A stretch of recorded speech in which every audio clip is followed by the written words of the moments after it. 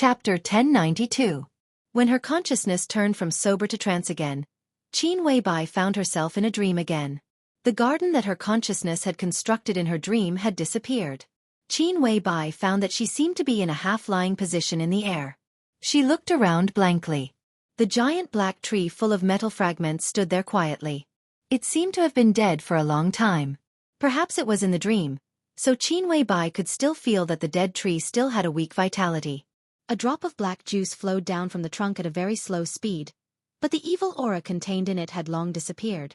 Qin Weibai looked around silently, and suddenly found that she did not see the shadow beside the giant black tree.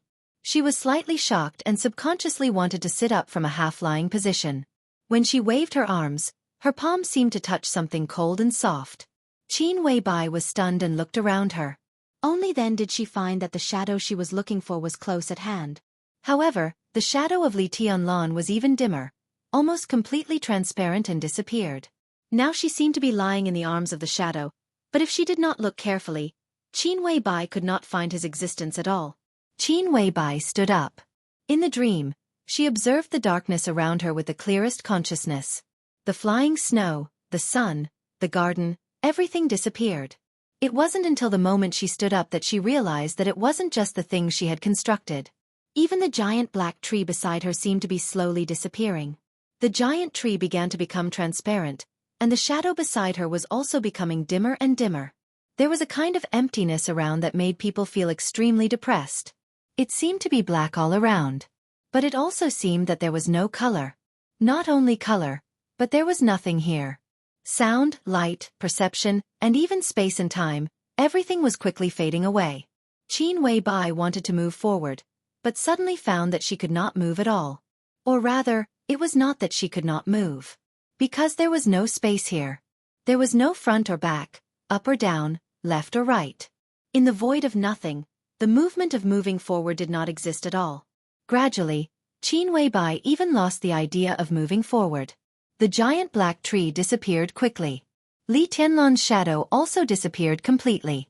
Qin Weibai felt that she seemed to be disappearing little by little in the dream. Everything in the world seemed to be coming to an end. This kind of ending was not death, but true, purest nothingness.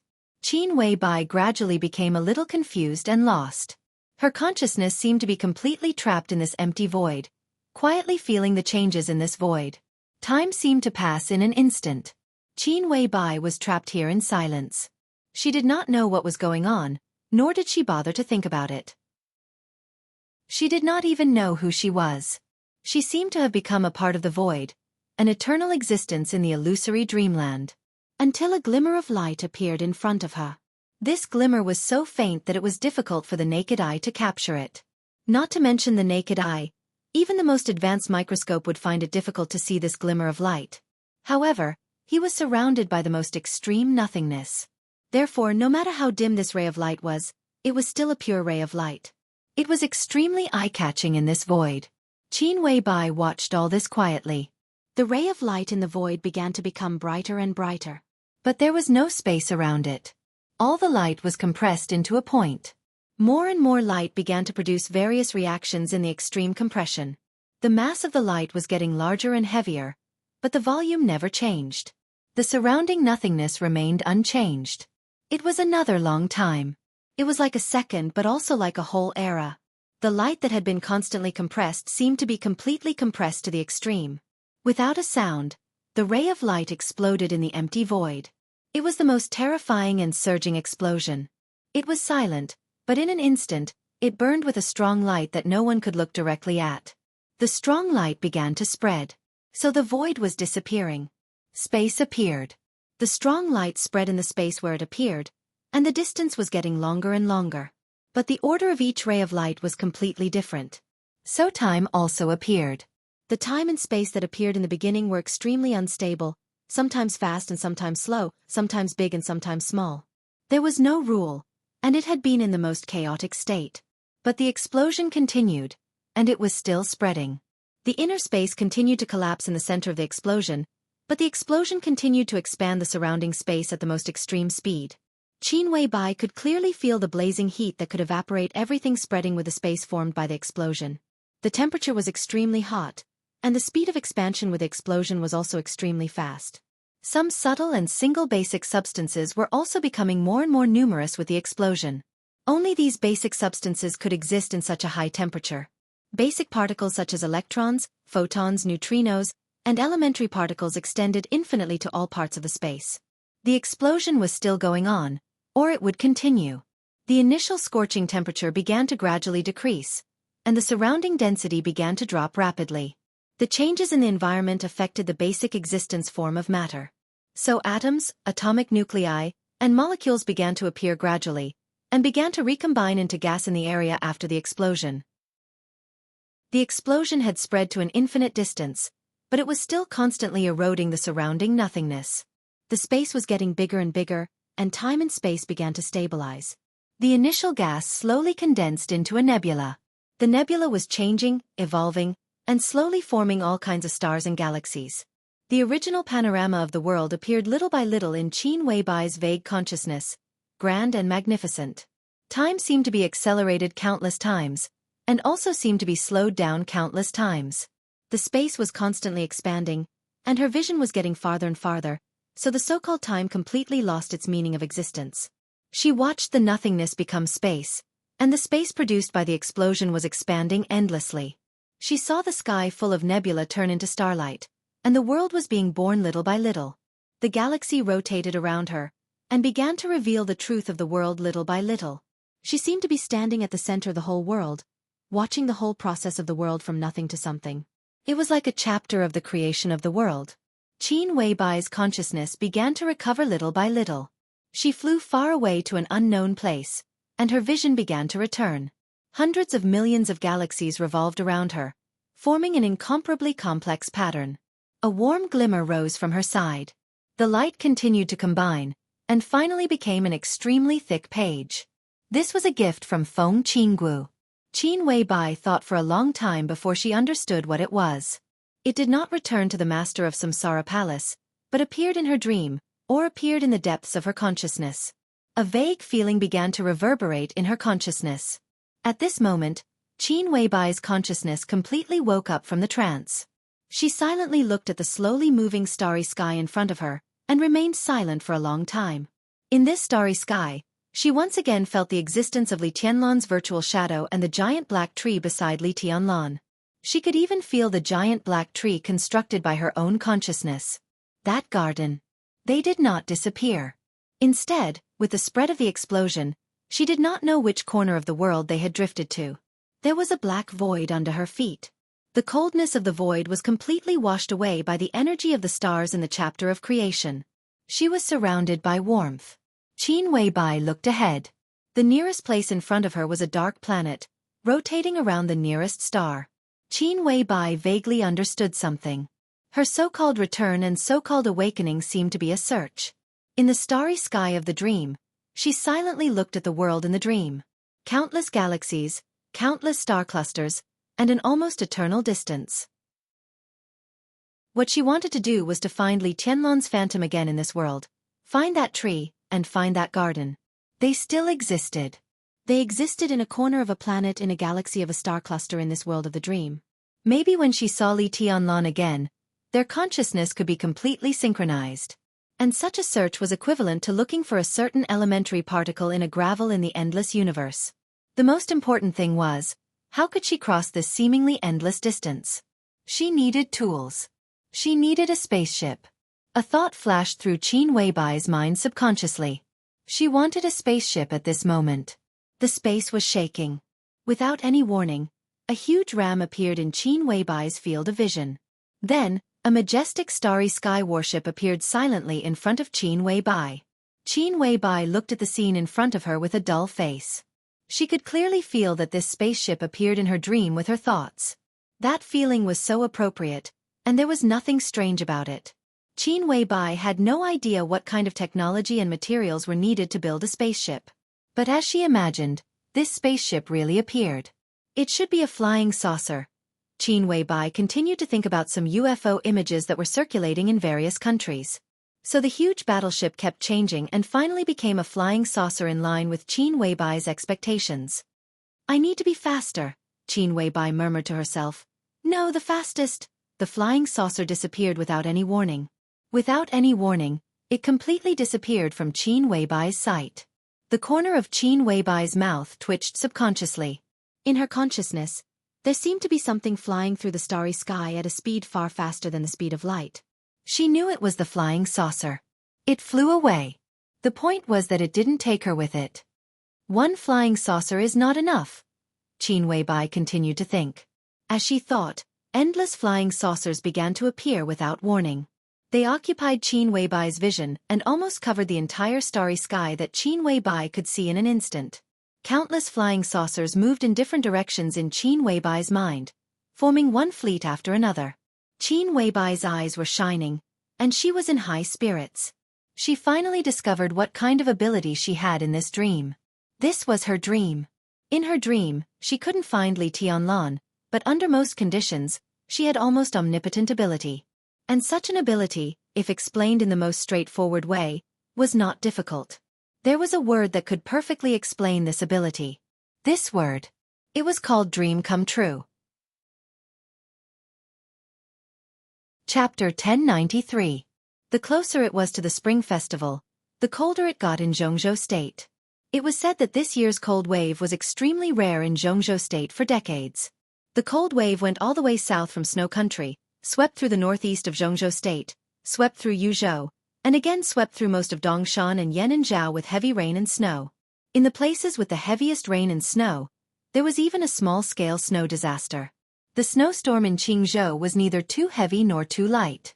The snowflakes drifted lazily in the sky, and the spotless white dots dotted the entire city. When night fell, the drifting snowflakes in the sky looked a little cold under the lights of the city, but it was also beautiful. I'm really defeated by this damn weather. I'm freezing to death. At the headquarters of Plain Trading, He Yishui muttered helplessly as he walked out of the elevator when it was time to get off work. Silver high-heeled shoes, black cotton stockings, leather shorts, and a white tight-fitting sweater wrapped around her exquisite figure. As the president of Plain Trading, He Yishui perfectly interpreted the unique charm of a mature woman. When she went out, got in the car, got out of the car, and entered the company, she hated being fat the most. So even in the snowy weather of -5 or 6 degrees, she still wore thin clothes. It was fine at home and in the company, but the short distance from the lobby to the parking lot after she got out of the elevator was the most unbearable. You're wearing too little. In the gentle and light voice, the woman walking beside He Yishui showed a very charming smile on her face. She was dressed much more plainly than all the female employees of Plain Trading. She wore a white extended down jacket and sneakers that were not sexy but very comfortable. Her hair was tied up casually, and she wore no makeup. She was so pure as if she had not been contaminated by the glitz and dust of the city at all. When she approached the door of the lobby, the cold wind whistled. She put on the hood of the down jacket, covering most of her beautiful face. She turned around to look at He Yishui. He Yishui had already put on a light-colored cashmere coat, but his body was still shivering. It was obvious that he was still extremely cold. Do you want me to lend you my clothes? She smiled softly. Forget it, I can't afford it. If you catch a cold later, won't I be guilty? He Yishui hugged her shoulders and laughed. Let's go. Let's go to my house tonight. My parents said that they won't eat until you arrive. They've already picked up Tide. He Yishui pushed her slightly faster. The employees of Sushi Trading who hadn't had time to go home saw the two of them standing there. When they greeted Mr. He, they didn't forget to greet her, who was being pushed away by He Yishui. The way he addressed Manager Li was filled with obvious intimacy and respect. She smiled in response to every employee who passed by her. Her smile was gentle, peaceful, and sincere. The two of them jogged into the parking lot one after another. A black Audi with an extremely eye-catching license plate, which did not have a powerful aura, was parked next to He Yishui's car. A young man who did not look aggressive at all and looked extremely honest greeted the two of them in a somewhat reserved manner. President He, Manager Li, Chairman He asked me to pick you up. Standing in front of Audi, the administrative manager of Plain Water Trading, Li Mutong, frowned slightly. Her face was covered by a hat, so her expression was a little blurry. However, He Yishui seemed to read her best friend's mind. She chuckled and said, It's not like we don't have a car. We don't need him to be nice. You can go back. We'll drive straight away. Without waiting for the driver to reply, she opened the door of her car and stuffed Li Mutong in. Then, she smiled and sat in the driver's seat. The heater in the car was turned up to the maximum, and He Yishui calmed down for a while. She took off her coat again and looked at Li Mutong, who was silent in the passenger seat. Suddenly she laughed and said, "Hey, you don't seem to be going to our house recently. Even if you do, you're in a hurry. My parents have asked me a few times whether you and Tong Tong have quarreled. Why doesn't Tong Tong bring little Tide to play anymore? From what I can see, they are much more attentive towards you than they are towards me. Miss, you haven't been going to our house recently. It's not because of my brother, right?" "No." Li Mutong smiled and said, "I made it clear to second brother he last time. I've always treated him as my brother." "Tut tut," He Yishui sighed softly. She wanted to say that her second brother's infatuation was pitiful, but thinking of Li Mutong's character, she hesitated and said nothing in the end. The He family was far from being a wealthy family in Jianghu state. Even in Dongshan, it couldn't be said to be a first-tier or second-tier wealthy family. But in a small city like Qingzhou, the He family was definitely one of the richest families. In He Yishui's generation, there were 3 siblings. The eldest brother's family had been overseas for a long time. He Yishui managed the family business, and the second brother, He Yihong, became the pillar of the He family. He Yihong's career was not very smooth before. But in the past 2 years, there were frequent personnel changes in Dongshan, which affected all the counties and cities. He Yihong took some action and seemed to be on the rise. More than 2 years ago, he was just a non-director and low-ranking deputy mayor of Qingzhou. 2 years ago, he coincidentally became a director of Qingzhou. About a month ago, he became the deputy speaker of Qingzhou. The mayor of Qingzhou was old and would probably retire tomorrow, so He Yihong had a great chance to be promoted. Perhaps because of this, He Yihong's uneasy heart seemed to have a little more confidence. About 3 months ago, when Li Mutong brought her daughter to his house, He Yihong drank a little too much and expressed his feelings to Li Mutong in a very subtle way. He Yishui was well aware of his second brother's feelings. When he was still the deputy mayor, he saw Li Mutong for the first time, and he was already deeply in love with her. He Yihong was 39 years old this year. He had a marriage in his early years, but his wife died of illness 10 years ago and they didn't have any children. Perhaps because he missed his wife too much, He Yihong had been alone for 10 years, and he had always taken good care of his wife's family. He Yihong might have made mistakes during his more than 10 years of official career, but he had never violated the rules. He was not lustful for women, and he never had any scandals. The wealth from the water trade was also destined to keep him away from financial problems. He worked conscientiously, had a modest personality, and had an elegant demeanor. He might not be a perfect man, but no one could say that he was a gentleman, and no one could object to that. In He Yishui's heart, his second brother was very simple in love. When he first met Li Mutong, he had been suppressing his love for her. He Yishui had asked him the reason, and his answer was very honest. "I'm so many years older than her, so it's not suitable for me. She might not like me. How should I put it? I like a girl like her very much, but I always feel that I don't deserve a girl like her." For more than 2 years, He Yihong had been suppressing his feelings. Even when Li Mutong became a single mother, He Yihong's attitude towards her didn't change at all. Instead, he secretly spent more time and effort on her. An orphan and a widowed mother. It was easy to imagine the difficulties that the mother and daughter had encountered in life. The He family had always guessed that Li Mutong was a daughter from a wealthy family. It was only because of her child that she had completely broken up with her family.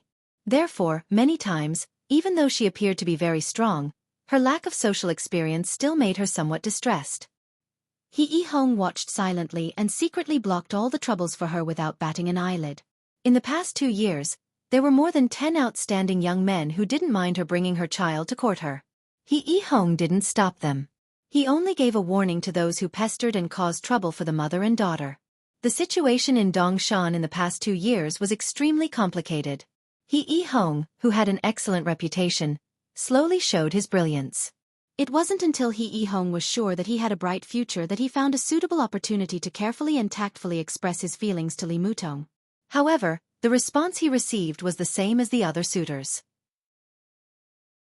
Perhaps it was also different. Because Li Mutong was also very tactful. She said that she had always treated He Yihong as her brother. But no matter what, in essence, her answer was still a rejection, and there was no room for negotiation. From then on, Li Mutong rarely went to the He family's door. Today was He Yishui's mother's birthday. She tried her best to persuade Li Mutong, and even got her parents to bring little Tide to the He family's house in advance. Only then did she manage to convince Li Mutong to attend the He family's family dinner. If she still made fun of her second brother at this time, her best friend would probably get angry. He Yishui treasured her bestie Li Mutong very much. It could even be said that she treasured her the most. She had never put in a good word for her second brother in front of her. It didn't matter whether Li Mutong was a daughter from a wealthy family or not. She knew one thing very clearly. Even if her second brother didn't mind that Li Mutong was a single mother, even if the entire He family including their parents were willing to accept them, but Li Mutong wouldn't accept it. The identity of Li Chaoxi's father had always been a mystery. This was Li Mutong's taboo. Every time He Yishui brought it up indirectly, all he got was silence. At the beginning, the silence was fragile, lost, and even a little wronged. But the silence would slowly change as time went by. After 2 years of silence, Li Mutong didn't feel fragile and lost anymore. What was left was an extremely quiet and indifferent feeling. This Li Mutong was the most beautiful. As calm as still water. This Li Mutong was like waking up from an ancient painting. The clock forgot to sway, and the flowers forgot to bloom. She was so quiet, like a drop of ink in an ancient painting, so quiet that it wouldn't change for thousands of years. She waited quietly, and she persisted quietly. All the hustle and bustle had nothing to do with her. In the ordinary world, she bloomed peacefully, like a flower that didn't attract dust. He Yishui started the car. He sighed softly in his heart. Perhaps waiting for her daughter to grow up had become the biggest motivation for Li Mutong. But the insistence in her heart didn't show any sign of loosening. This insistence was so stubborn that it instinctively refused all the men to get close to her. That adorable child, that touch of lovesickness, seemed to have become her everything for the rest of her life unknowingly. The car slowly drove out of the parking lot. The wind and snow were flying in the night sky of Jianghu. The new snow was bright, and the rest of her life was boundless. He Yishui was silent for a while, and then said softly, "Don't worry. Today's family dinner doesn't mean anything else. It's just that my mother misses you." Li Mutong was also quietly looking at the flying snow outside the car window. Her eyes were a little blurred. After a while, she softly answered. Chapter 1094. The snow danced in the wind. When the car entered an old villa area in Jianghu, the villa area was already brightly lit. He Yishui put on his coat again and ran into a villa with Li Mutong in tow. As soon as he entered the door, he said with a trembling smile, "I'm freezing to death." The heater in the villa was on full blast. It was as warm as spring. An elderly couple who looked to be in their 60s were sitting on the sofa watching television. When they saw her daughter and Li Mutong enter, the graceful and kind old woman stood up with a smile. However, the first thing she said was not to greet her daughter. "Tong Tong, you're here. Sit and warm up for a while. Dinner will be served soon." Li Mutong smiled and greeted her aunt. She looked at the old man beside the old woman and greeted him uncle. The old man's hair was already a little white, and he looked like he had been through a lot. Although the He family was not big, the old man who founded the plain water trade when he was young was a legendary figure in Jianghu. In his old age, there were traces of a lifetime of hard work on his face. The old man did not seem to care much about Li Mutong. He just nodded at her casually. All his thoughts were on the baby sitting in his arms. The baby who had just celebrated her first birthday was a girl. She had small hands and feet and wore pretty little clothes. She kept reaching out her little hands in the old man's arms, as if she wanted to grab the old man's beard. The old man smiled and dodged her. From time to time, he would carefully pinch the girl's little face. The little girl seemed to be a little angry. She opened her little mouth and wanted to bite the old man's finger. The old man laughed out loud, and even his eyes narrowed. Li Mutong looked at this scene with a smile. She reached out her hands and said gently, "Tide, come, mommy will carry you." The girl turned her head in the old man's arms. When she saw her mother, she struggled to get down from the old man's arms. The old man laughed and scolded, "Little girl, you only know how to look for your mommy. Did you forget that Grandpa fed you delicious food just now? The girl ignored him. She opened her little hands and called her mommy softly with a tender and cute voice. Li Mutong seemed to melt into this tender voice. She squatted down and opened her hands slightly. The girl climbed down from the old man's knees and walked to Li Mutong with a little stagger. She fell into her arms. Uncle, Auntie, I'm sorry for the trouble. Li Mutong carried her daughter and looked apologetic. What words? The old man smiled and waved his hand. Tong Tong, don't say that. You don't treat us as family. You haven't been coming here often, and your aunt has been talking about little Tide. There were a few times when she couldn't help but want to see it. I was afraid that you would be annoyed, so I kept stopping her. The old man's name was very compatible with Jianghu City. His name was Xianxia. His life of more than 60 years could be considered bumpy and full of ups and downs. In the end, he had relatively good achievements. The old couple was very satisfied with their current life, but what made Xianxia most regretful was the problem of the family's heirs. 2 sons and a daughter. His eldest son had a happy family, but he was abroad all year round, so Xianxia didn't see him often.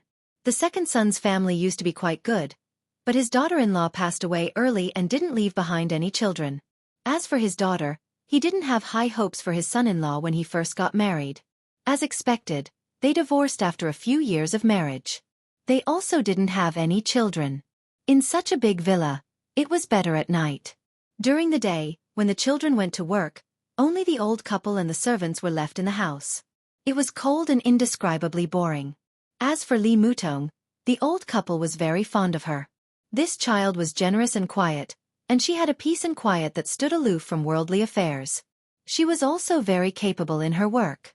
Now, although her position was only the administrative manager of plain water trading, her salary was actually comparable to that of the company's vice president. If it wasn't for her resistance to promotion, Xianxia even wanted to promote her to vice president.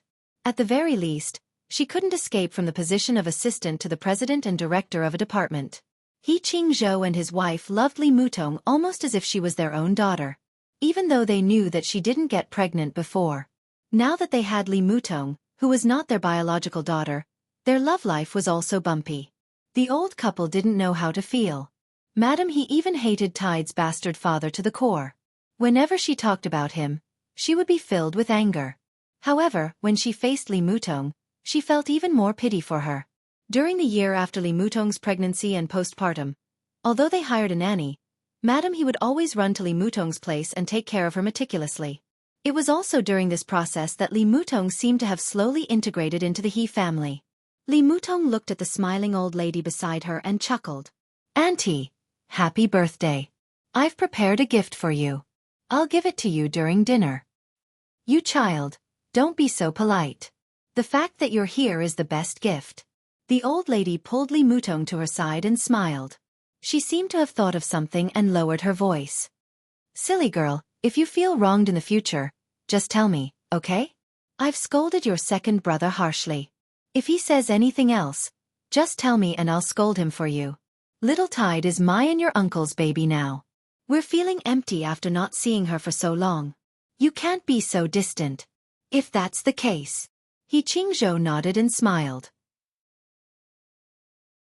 Hong is so impatient and doesn't know his limits. Tong Tong, uncle and auntie will stand up for you. If we don't like him, we don't like him. It's okay if you don't become our daughter-in-law. We're family. If you don't bring little Tide to our house in the future, we'll be angry. You hate Hong, but you can't be disdainful of us too, right? That's not what I mean. Li Mutong shook her head and smiled softly.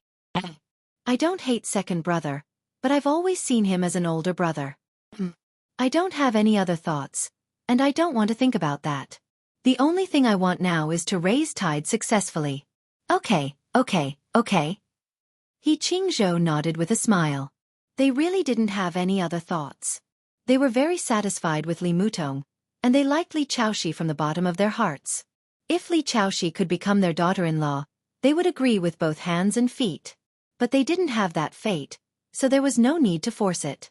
The He family of Jianghu wasn't a rich family, but not every rich family could be so magnanimous. Let's not talk about this. Today is your auntie's birthday, and she made a lot of dishes. Eat more later. We won't drink for a family banquet. Xianxia smiled and looked at his daughter. Call your second brother and ask him why he's not back yet. Only now do you remember me? I thought you've forgotten about your daughter. Xianxia, who had been teasing Li Chaoxi, said unhappily. He took out his phone and dialed He Hong's number. The call went through quickly, but the other side of the phone only said a few words before the call was hung up. Xianxia frowned slightly and was silent for a while. What's wrong? Xianxia asked casually. Second brother said that there's an emergency council meeting in the city. I'm afraid he won't be back until very late today. Xianxia said slowly. Xianxia's expression changed. He frowned slightly, but he didn't say anything. The atmosphere in the villa suddenly became tense. Li Mutong hugged her daughter and patted her back gently. The child was lying on her shoulder obediently. She seemed to be having a good time in the afternoon, and now she was showing signs of falling asleep. Is it because of me? Second brother. Li Mutong felt that the atmosphere was not right, so she said with a smile. She remembered He Hong's driver in the parking lot of Plain Water Trade. Everything seemed to be a coincidence. Ignore him. We'll eat by ourselves. The old madam snorted and patted Li Mutong's head with a smile. It's not like that. Xianxia shook his head solemnly and sighed. It seemed that he was afraid that Li Mutong would misunderstand. He smiled again and looked at her. Tong Tong, don't think too much. It's really not like that. We're all family. Let me make it clear. From this year to next year, not only Qingzhou, but the entire East Mountain, the situation is very complicated. He raised a finger and pointed up. The fight at the top is fierce. I know. They have to prepare to take over. Xianxia added. Qingzhou smiled and shook his head. At their level, it was impossible to come into contact with the real news at the top. He Hong, the deputy speaker of Qingzhou, couldn't. Qingzhou couldn't, and Xianxia couldn't. But taking over. Qingzhou shook his head subconsciously. He really couldn't see the situation at the top, but he also knew that it was very likely not the case. Although he wasn't sure that Li Huaqing would be re-elected, at least he could see that there seemed to be no strong person who had the possibility of reaching the top. It was already December. In the extremely special meeting some time ago, no strong person was elected as the deputy minister of the military. It seemed to indicate something very clear. Taking over seems to be unlikely. Qingzhou shook his head. But you saw the news today. The Prime Minister's death. As he spoke, he shook his head and didn't finish his sentence. He seemed to be keeping this topic a secret. Xianxia was startled. She widened her eyes in astonishment. Dad, are you serious? Are you saying? I didn't say anything. Qingzhou glared at her. Xianxia was silent for a while before saying softly, the Prime Minister died of a cerebral hemorrhage. It was announced this afternoon. There's nothing strange about it. Qingzhou couldn't help but laugh. If you could see something strange about it, would you still be here? Xianxia frowned and said softly, Dad, are you saying that there are other reasons for the Prime Minister's death? Then isn't second brother. He Hong was very close to the governor of East Mountain.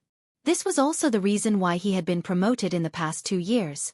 The current governor of East Mountain had once served as the deputy governor of the Southwest Province. He could be said to be Chen Fengqing's old subordinate in the past. If the cause of the Prime Minister's death. Xianxia took a deep breath and shook his head subconsciously. How is this possible? Who has the guts to do that? I don't believe it. What does it matter if we believe it or not? Let's see what happens next. In the past 2 years, there have been a lot of changes in personnel in Jianghu State. We can't see through the mystery, but I think the southeast and the central plains have been severely suppressed. Now you know Tiannan, right? Xianxia nodded subconsciously. I heard that Shenyuan City is very beautiful, but I haven't been there. Li Mutong's body trembled slightly. He subconsciously hugged his daughter and didn't speak. Tiannan, Shenyuan City. Qingzhou laughed self-deprecatingly. It is said that the young big shot in Tiannan is going to show his strength before the election. It seems that he has always had a bad relationship with the Prime Minister.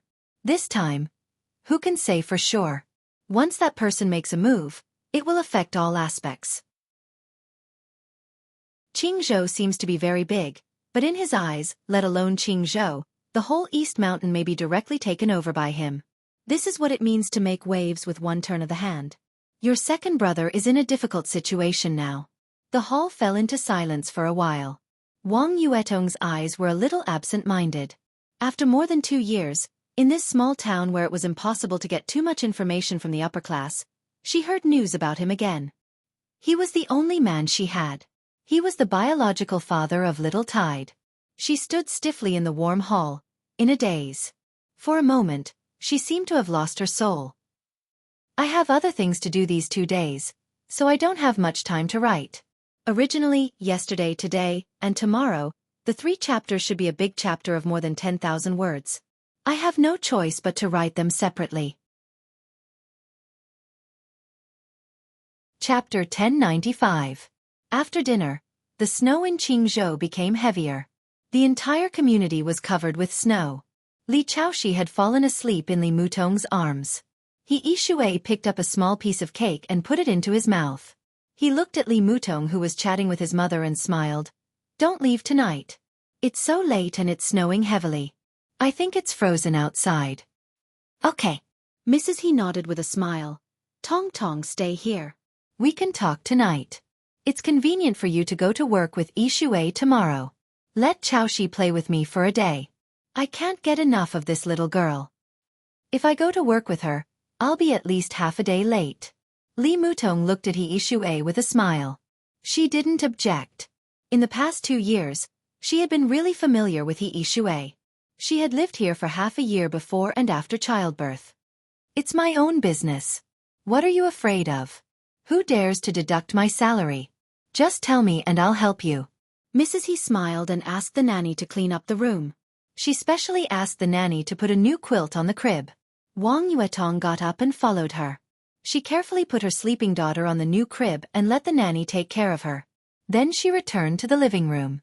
After the door was closed, the nanny bent down and pinched Li Chaoxi's little face lovingly. Then she turned around and found a new bag of milk powder and a bottle. Li Mutong often lived in He Yishui's house. The guest room next to He Yishui's bedroom had basically become Li Mutong's room. Therefore, there were many things in the room. After preparing the things that could comfort Li Chaoxi when she woke up, the nanny sat on a chair and turned on the TV in the room. She adjusted the volume to the lowest channel and continued to watch the TV series she was watching. The light from the TV was hazy. In silence, the little princess who was sleeping soundly frowned. At the center of her eyebrows, a 7-colored speck of light suddenly lit up. It was a speck of light that was smaller than a grain of rice. Normally, it would not be noticed at all. However, as the speck of light shone, a rainbow luster began to fluctuate between Li Chaoxi's brows. A weak but incomparably sharp light enveloped Li Chaoxi's petite body almost instantly.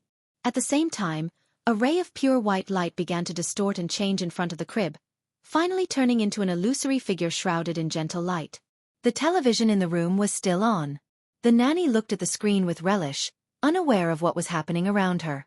Feng Qinggu lowered her head quietly and looked at Li Chaoxi, who was sleeping soundly with her arms spread open. Then, she looked at the blurry layer of light that enveloped her body and was stunned. The 7-colored radiance that was growing sharper and sharper silently calmed down. The light seemed to hesitate for a moment before it slowly retreated back into Li Chaoxi's forehead. Li Chaoxi stared deeply at the weak spot of light between the baby's eyebrows, a little dazed. In the ancient bronze hall in the space-time corridor, when His Majesty said that doomsday was coming, she felt that her escape route was here. She knew of Li Chaoxi's existence. She knew it the moment Li Chaoxi was born. She used to be the youngest daughter of the first His Majesty. And now, Li Chaoxi was the eldest daughter of Li Tianlan. Somehow, there was already some kind of connection between them. But now, when she saw the spot of light between Li Chaoxi's eyebrows, she finally understood how perfect her escape route was. Tens of thousands of years ago, or even longer, this spot of light had appeared on her forehead. It only disappeared when she reached the peak.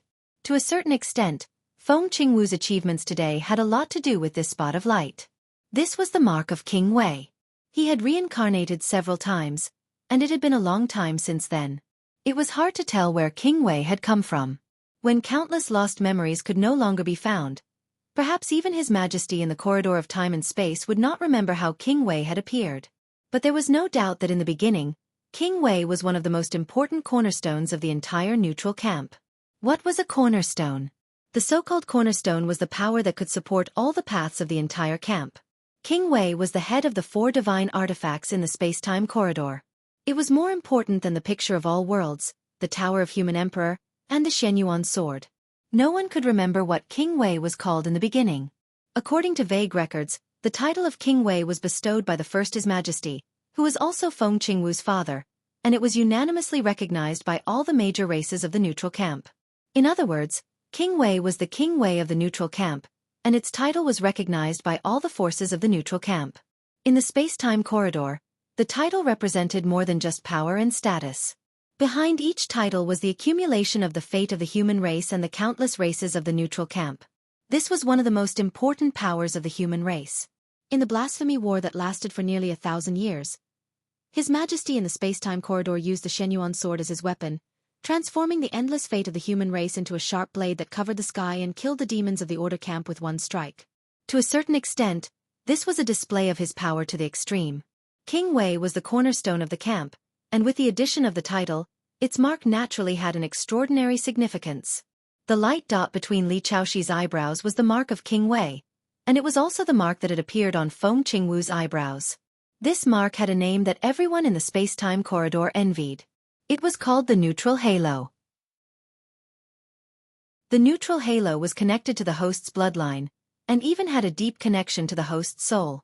To the creatures of the other camp, this was a heavenly punishment that was difficult to escape, but to the creatures of the neutral camp, it was a gift from the gods that they dreamed of. This was something that was extremely rare in the entire space-time corridor. The effect of the so-called neutral halo was also clear and domineering.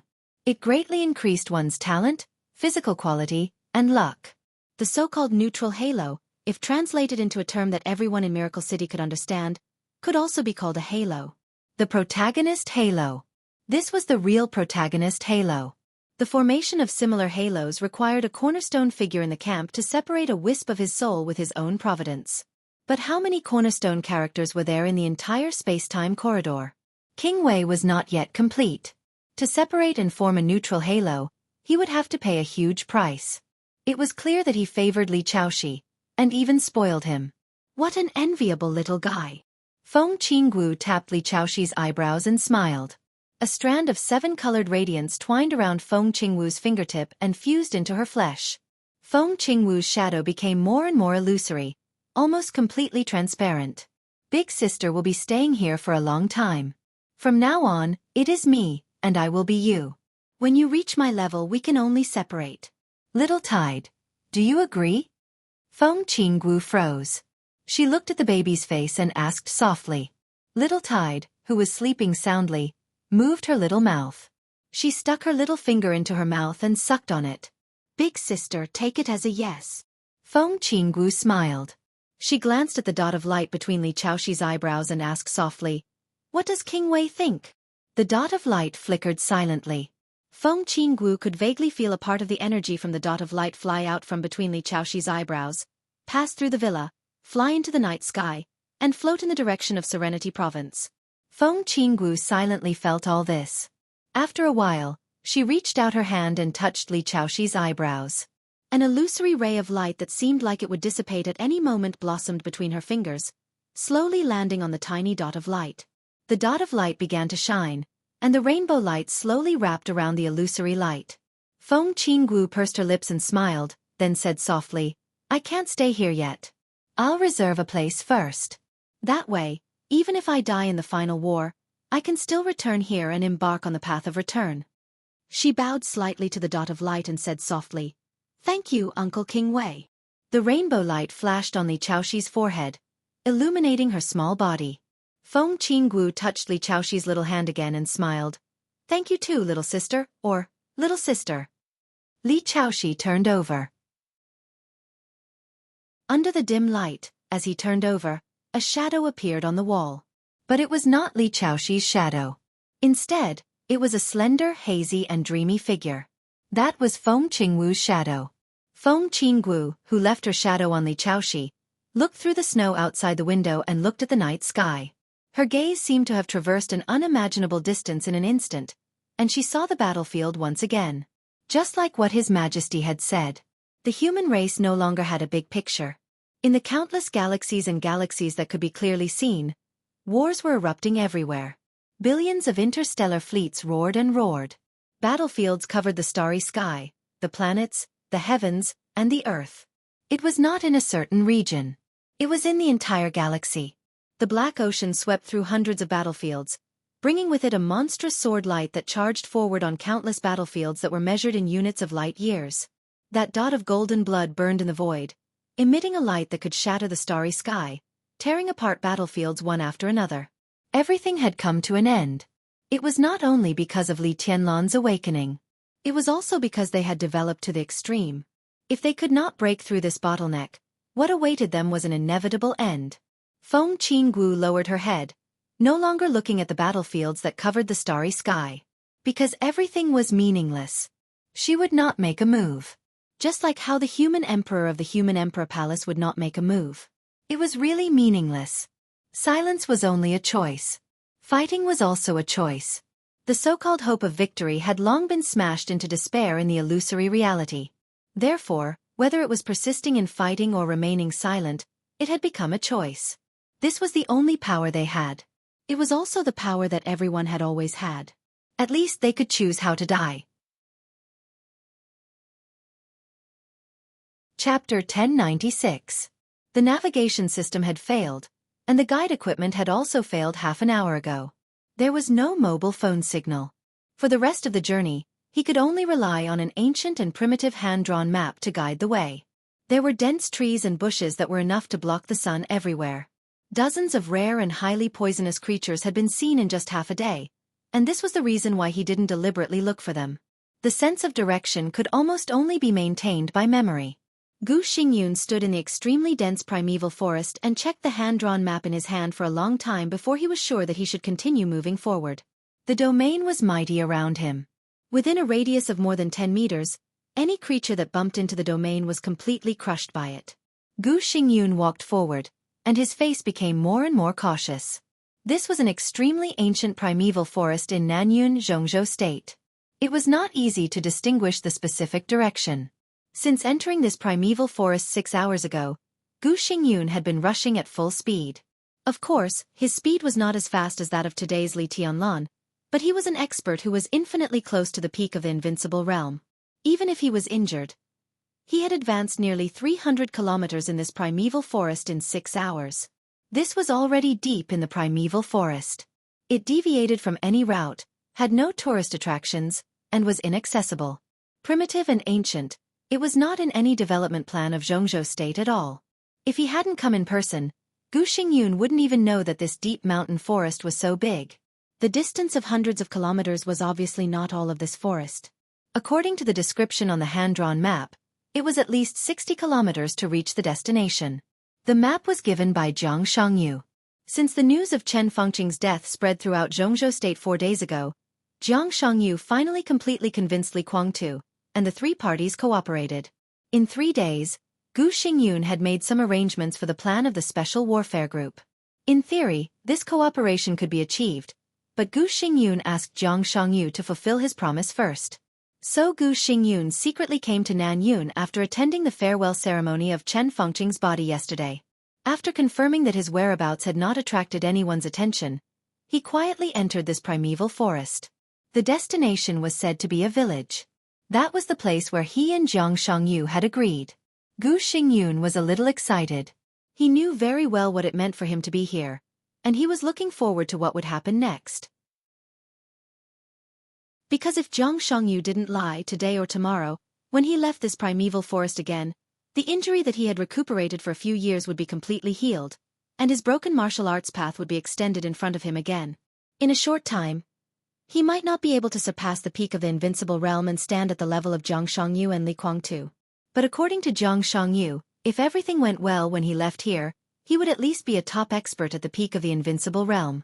Gu Xingyun had been close to the peak of the invincible realm many years ago. However, his talent was not really top-notch, and the martial arts inheritance of Kunlun City did not record the scenery of the peak of the invincible realm, so he had been stuck in this bottleneck for many years. It was not until he was attacked by Li Tianlan on the eve of the maneuver of the two academies a few years ago that he saw the outline of the peak of the invincible realm in the almost perfect martial arts sword intent. So in the past 2 years, Kunlun City had been restraining and forbearance. At that time, Gu Xingyun didn't care about the temporary silence of Kunlun City and the temporary shrinkage of the Special Warfare Group, because everything was temporary. From that time on, he had made up his mind that as long as his injury got better and he entered the peak of the invincible realm, he would kill Li Tianlan at all costs. It didn't matter even if he had to completely become enemies with the giant group and face the endless revenge of the Dongqing clan and the Samsara Palace. He wanted to kill Li Tianlan as soon as he entered the peak of the invincible realm at all costs. No one could stop him. But the fact slapped Gu Xingyun hard in the face. There was no need for the giant group to stop him at all. After the maneuver of the two academies, Li Tianlan grew at an incredible speed. He didn't really enter the invincible realm, but he already had the power that almost surpassed the peak of the invincible realm. When everyone was talking about Li Tianlan being the top expert in the dark world, Gu Xingyun panicked, but his biggest feeling was helplessness. He tried his best to stop Li Tianlan and Emperor Dong's palace, but it had little effect. Time seemed to be completely on Li Tianlan's side. Until Li Tianlan went to Kunlun City. Gu Xingyun lost. It was a fiasco. Because of Li Tianlan, he saw the scenery after the peak of the invincible realm. At the same time, because of fighting with Li Tianlan, he overdrew his potential and cut off his path. There was a storm inside the Special Warfare Group. Almost every day, someone was investigated. In a short period of time, the Special Warfare Group had shrunk by nearly a third. Li Tianlan and Emperor Dong's palace were like the sun at high noon. The Xianxia group and Emperor Dong's palace merged perfectly without any awkwardness. The new group rose. Things were hitting Gu Xingyun's nerves one by one. That was the most desperate time for Gu Xingyun. That was the real despair. He knew very well what it meant. Perhaps Li Tianlan and Emperor Dong's palace were temporarily attracted by Chen Fengqing, but Gu Xingyun could be sure that once Chen Fengqing couldn't stop Li Tianlan and fell down, he and the Special Warfare Group would fall after Chen Fengqing. At the most pessimistic time, he really planned to leave Jianghu State. Of course, he didn't go to Annan State. If he wanted to leave Jianghu State, there were many places to go. Star State, the European continent, and even some superpowers second only to Jianghu State in the world, such as Snow Country, extended an olive branch to him. Now there were few masters in the dark world. As the god of war of Jianghu State, even if his majesty was gone, he could go to any country and get the position of the god of war of that country and rebuild the order of the special warfare system. And those countries also came up with a relatively perfect plan.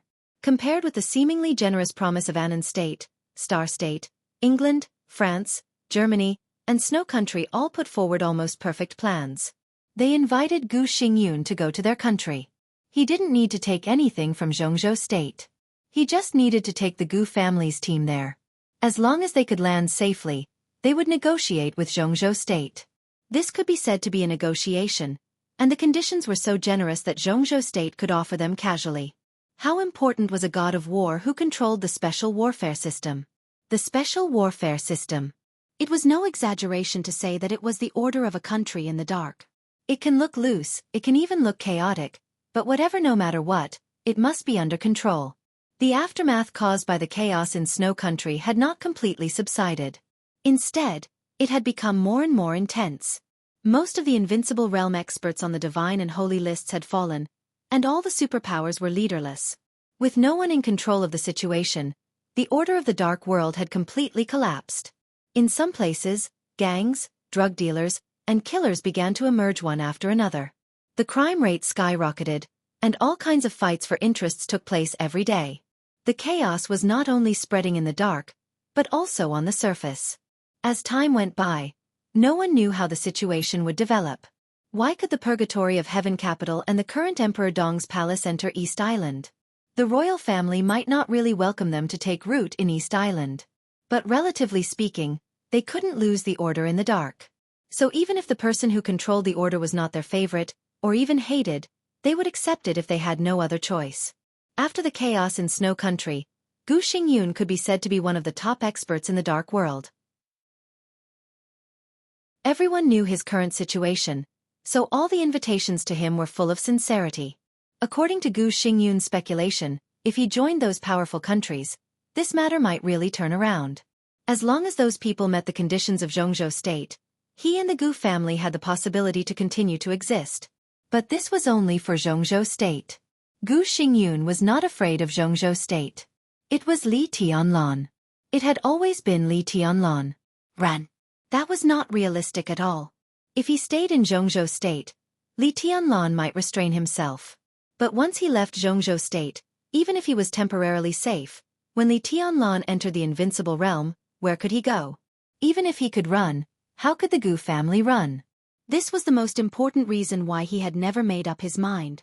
If Jiang Shangyu hadn't taken the initiative to find him, he had even begun to consider the possibility of surrendering to Li Tianlan, giving up the position of the war god of the state, even giving up the leadership of the special warfare group.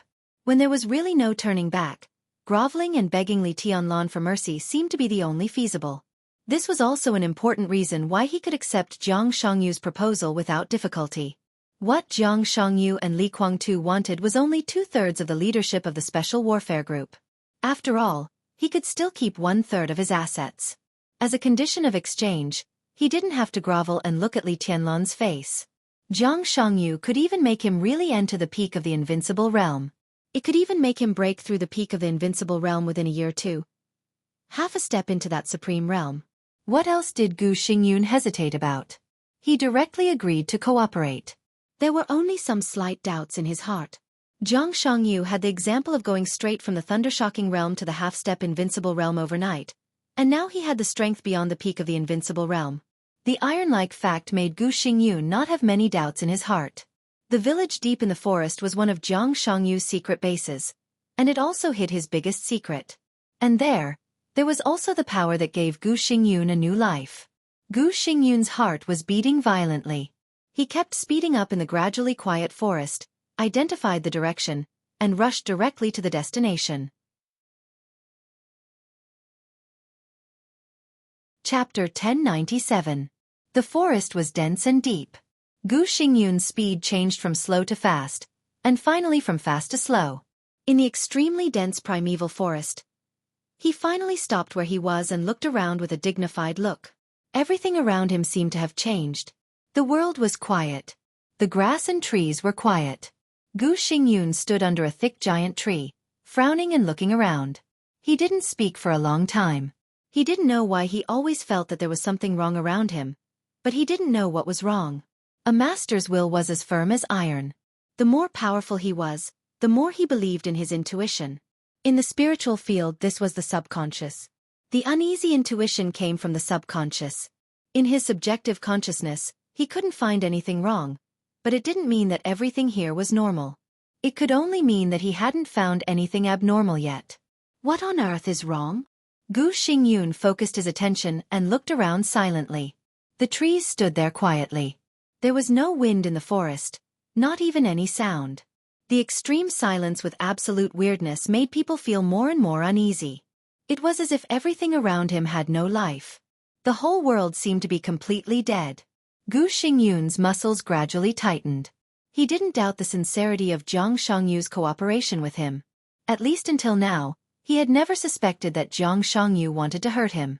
But the forest around him, which looked normal but extremely weird, made him feel more and more cold. Gu Xingyun didn't know why, but the fear deep in his heart began to spread little by little, making his whole body a little stiff. He took out the hand-drawn map again to confirm the location. It was less than 10 kilometers away from the destination. The direction was accurate. This also meant that he didn't go the wrong way. Then, what did this inexplicable feeling in front of him mean? Gu Xingyun stood there and hesitated for about half an hour. Then he slowly moved forward, step by step, and continued to move toward the destination. The forest seemed to be changing at any time, but it also seemed to be unchanged. The increasingly quiet atmosphere made Gu Xingyun feel that his breathing and heartbeat were extremely harsh. The sky seemed to be getting darker and darker. A drop of cold sweat dripped down Gu Xingyun's forehead and fell to the ground. Gu Xingyun walked carefully and subconsciously held his breath. The moment he held his breath, the ear-piercing sound seemed to have disappeared by a large margin. The incessant beating of his heart that was becoming more and more rapid seemed to have instantly turned into a deafening roar of thunder. Gu Xingyun's body froze in place. An unparalleled fear completely engulfed his will in an instant. He finally understood what was wrong. Silence. As they entered the forest, the environment became quieter and quieter. Several kilometers away, in the depths of the primeval forest, Gu Xingyun did not see any birds or beasts, not even a bug. This place was like a real land of death. Apart from himself, there were no other signs of life. The entire forest was extremely quiet.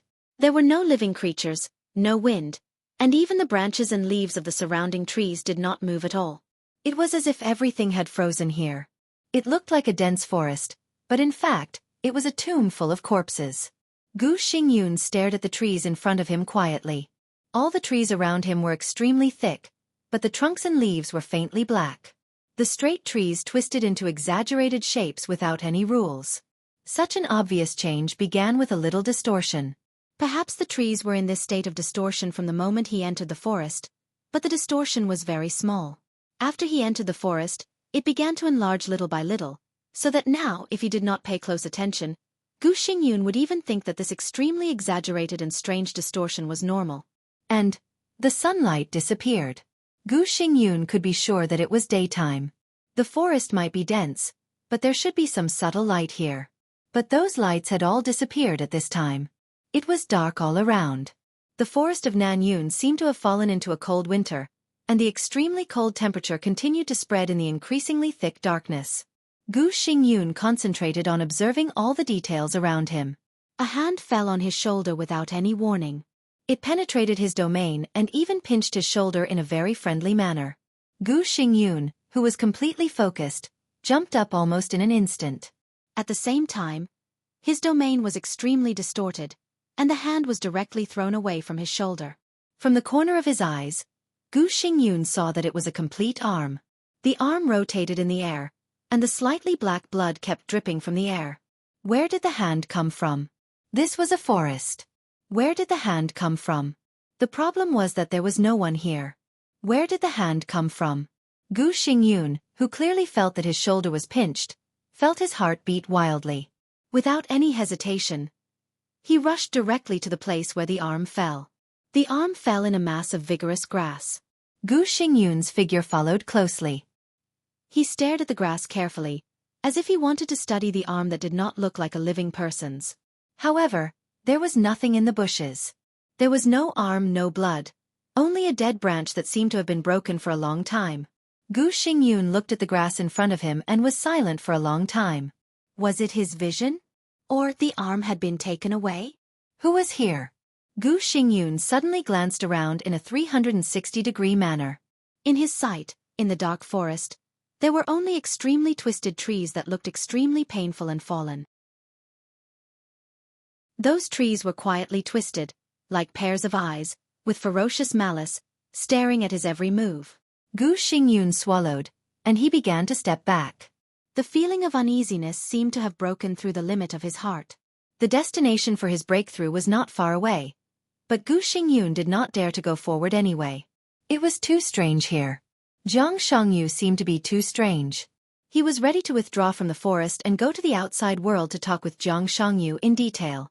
His retreat began to speed up, faster and faster. The dark, quiet, and twisted forest kept retreating. Gu Xingyun's domain was fully open, and he flew in the dark forest. But there was no light in front of him. Everything seemed to be getting darker and darker. Gu Xingyun ran wildly for nearly half an hour before he stopped. He was sure that he could see the sun half an hour ago. But now he was retreating, returning to the original place. But in the past half an hour, there was no sun in front of him, and the surroundings became darker and colder. The extreme silence made all his sounds become manic. His breathing was like a hurricane, and his heartbeat was like thunder. In such a quiet environment, Gu Xingyun could even hear the sound of his blood flowing in his body. It was the sound of the raging tide beating on the cliff like a tsunami. His face was pale, and he took out the map with a slight tremble. The flame bloomed in his hand. In the subtle light, he looked at the map in his hand quietly. Perhaps it was a psychological effect, but no matter how he looked at it, He felt that this seemingly ancient hand-drawn map was also revealing a kind of strange feeling. The flame flickered in the darkness. He carefully identified everything around him, and the more he looked, the colder his heart became. He retreated for nearly half an hour. But judging from the extremely complicated marks on the map, instead of being far away from the forest, he was moving deeper. So far, he seemed to be less than a kilometer away from the real destination. His palm was sticky, and it seemed that he was sweating a lot because of nervousness. Gu Xingyun held the map in one hand and wiped his chest with the other. A touch of incomparably mournful red appeared on the clothes on his chest, forming an extremely gloomy bloody handprint. Blood. His other hand that was holding the map was also becoming sticky. Gu Xingyun's heart almost stopped beating. Slowly, in the darkness, he lowered his head little by little and looked at the map in his hand. It was getting darker and darker. It was getting quieter and quieter. In the extremely low visibility, he could only vaguely see that he seemed to be carrying something in his hand. It was like a map, but it seemed to be much bigger than a map. The strong smell of blood spread in the darkness. He could clearly feel that the thick liquid was constantly flowing from the palm of his hand holding the map. Gu Xingyun's arm trembled slightly. Shaking, he flicked out another flame. The flame illuminated the darkness. At that moment, Gu Xingyun saw the map in his hand. His heart suddenly stopped for a moment, and then he threw out the map in his hand like crazy. In his hand, the map, which had become much larger, was a complete human skin. Warm blood flowed down from under the human skin. The human skin was soft, but the face was stubbornly raised, smiling at Gu Xingyun in an extremely strange way. Fuck! Fuck! Fuck! Gu Xingyun covered his chest with one hand, and his eyes were wide open. The human skin that was thrown out fell on the tree. The trunk was instantly dyed red with blood. The thin layer of human skin smiled silently and strangely, moving quickly on the trunk. In just a second, Gu Xingyun felt dizzy, and the human skin had appeared upside down in front of him. Its body was hanging on the trunk closest to Gu Xingyun. Its head and feet were up, and the ferocious face full of blood was smiling at Gu Xingyun, while its empty eyes were staring at Gu Xingyun's eyes. His emotions seemed to have completely collapsed at this moment. Gu Xingyun was an expert of the invincible realm, and the war god of the nation. He had seen many opponents, but he had never seen this one. His emotions completely collapsed, and he suddenly broke out with all his strength. The domain spread in all directions. Regardless of anything else, he chose a direction at random and rushed over. The violent domain swept through the woods. The forest was quiet and deathly still. The darkness retreated frantically. Gu Xingyun moved forward at full speed. 1 minute? Half a minute? Or maybe it was just a few seconds. A familiar ray of sunshine suddenly appeared in front of him. Gu Xingyun, who was almost in tears, rushed directly to the sunshine in front of him without any hesitation. The next second, all the darkness suddenly faded. The forest also appeared behind him. He rushed out of a dark forest and fell down gracelessly. He landed on a relatively flat patch of grass. The sun shone down, but there was no temperature. It was pale and almost false. But it was light after all. Gu Xingyun completely relaxed, and he stared at the forest behind him. A dark forest was still staring at him quietly. The human skin did not rush out, either. Gu Xingyun breathed a sigh of relief. He took out a cigarette with trembling hands and lit it. He took a big puff and calmed his inner fear. He didn't even have time to think about what was going on. The light around him made him feel safe instinctively. He just wanted to get out of here now. He didn't even realize how abnormal the cold wind was around him in the warm winter of Nanyun. The cigarette was soon finished. Gu Xingyun stood up and calmed himself down. He had a fear of this forest from the bottom of his heart, so he kept his back to the back, stared at the direction of the forest, and slowly retreated. The grassland under his feet became flatter and flatter, and even the mottled old ground appeared. Gu Xingyun kept retreating until the back of his head touched something. Gu Xingyun's scalp went numb, and he suddenly turned around. In his sight, a lantern that he had hit was swaying and floating. What appeared in front of Gu Xingyun was a very old wooden door. The lantern was not hung directly above the door, but in the middle. On the pale lantern, a big word, "She," was written in red ink like blood. The white lantern and the red words made people feel uncomfortable no matter how they looked at it. Gu Xingyun carefully retreated for a distance, and then looked around. All he could see were white lanterns everywhere. The red word, "She," was everywhere. Old houses were neatly arranged on the street.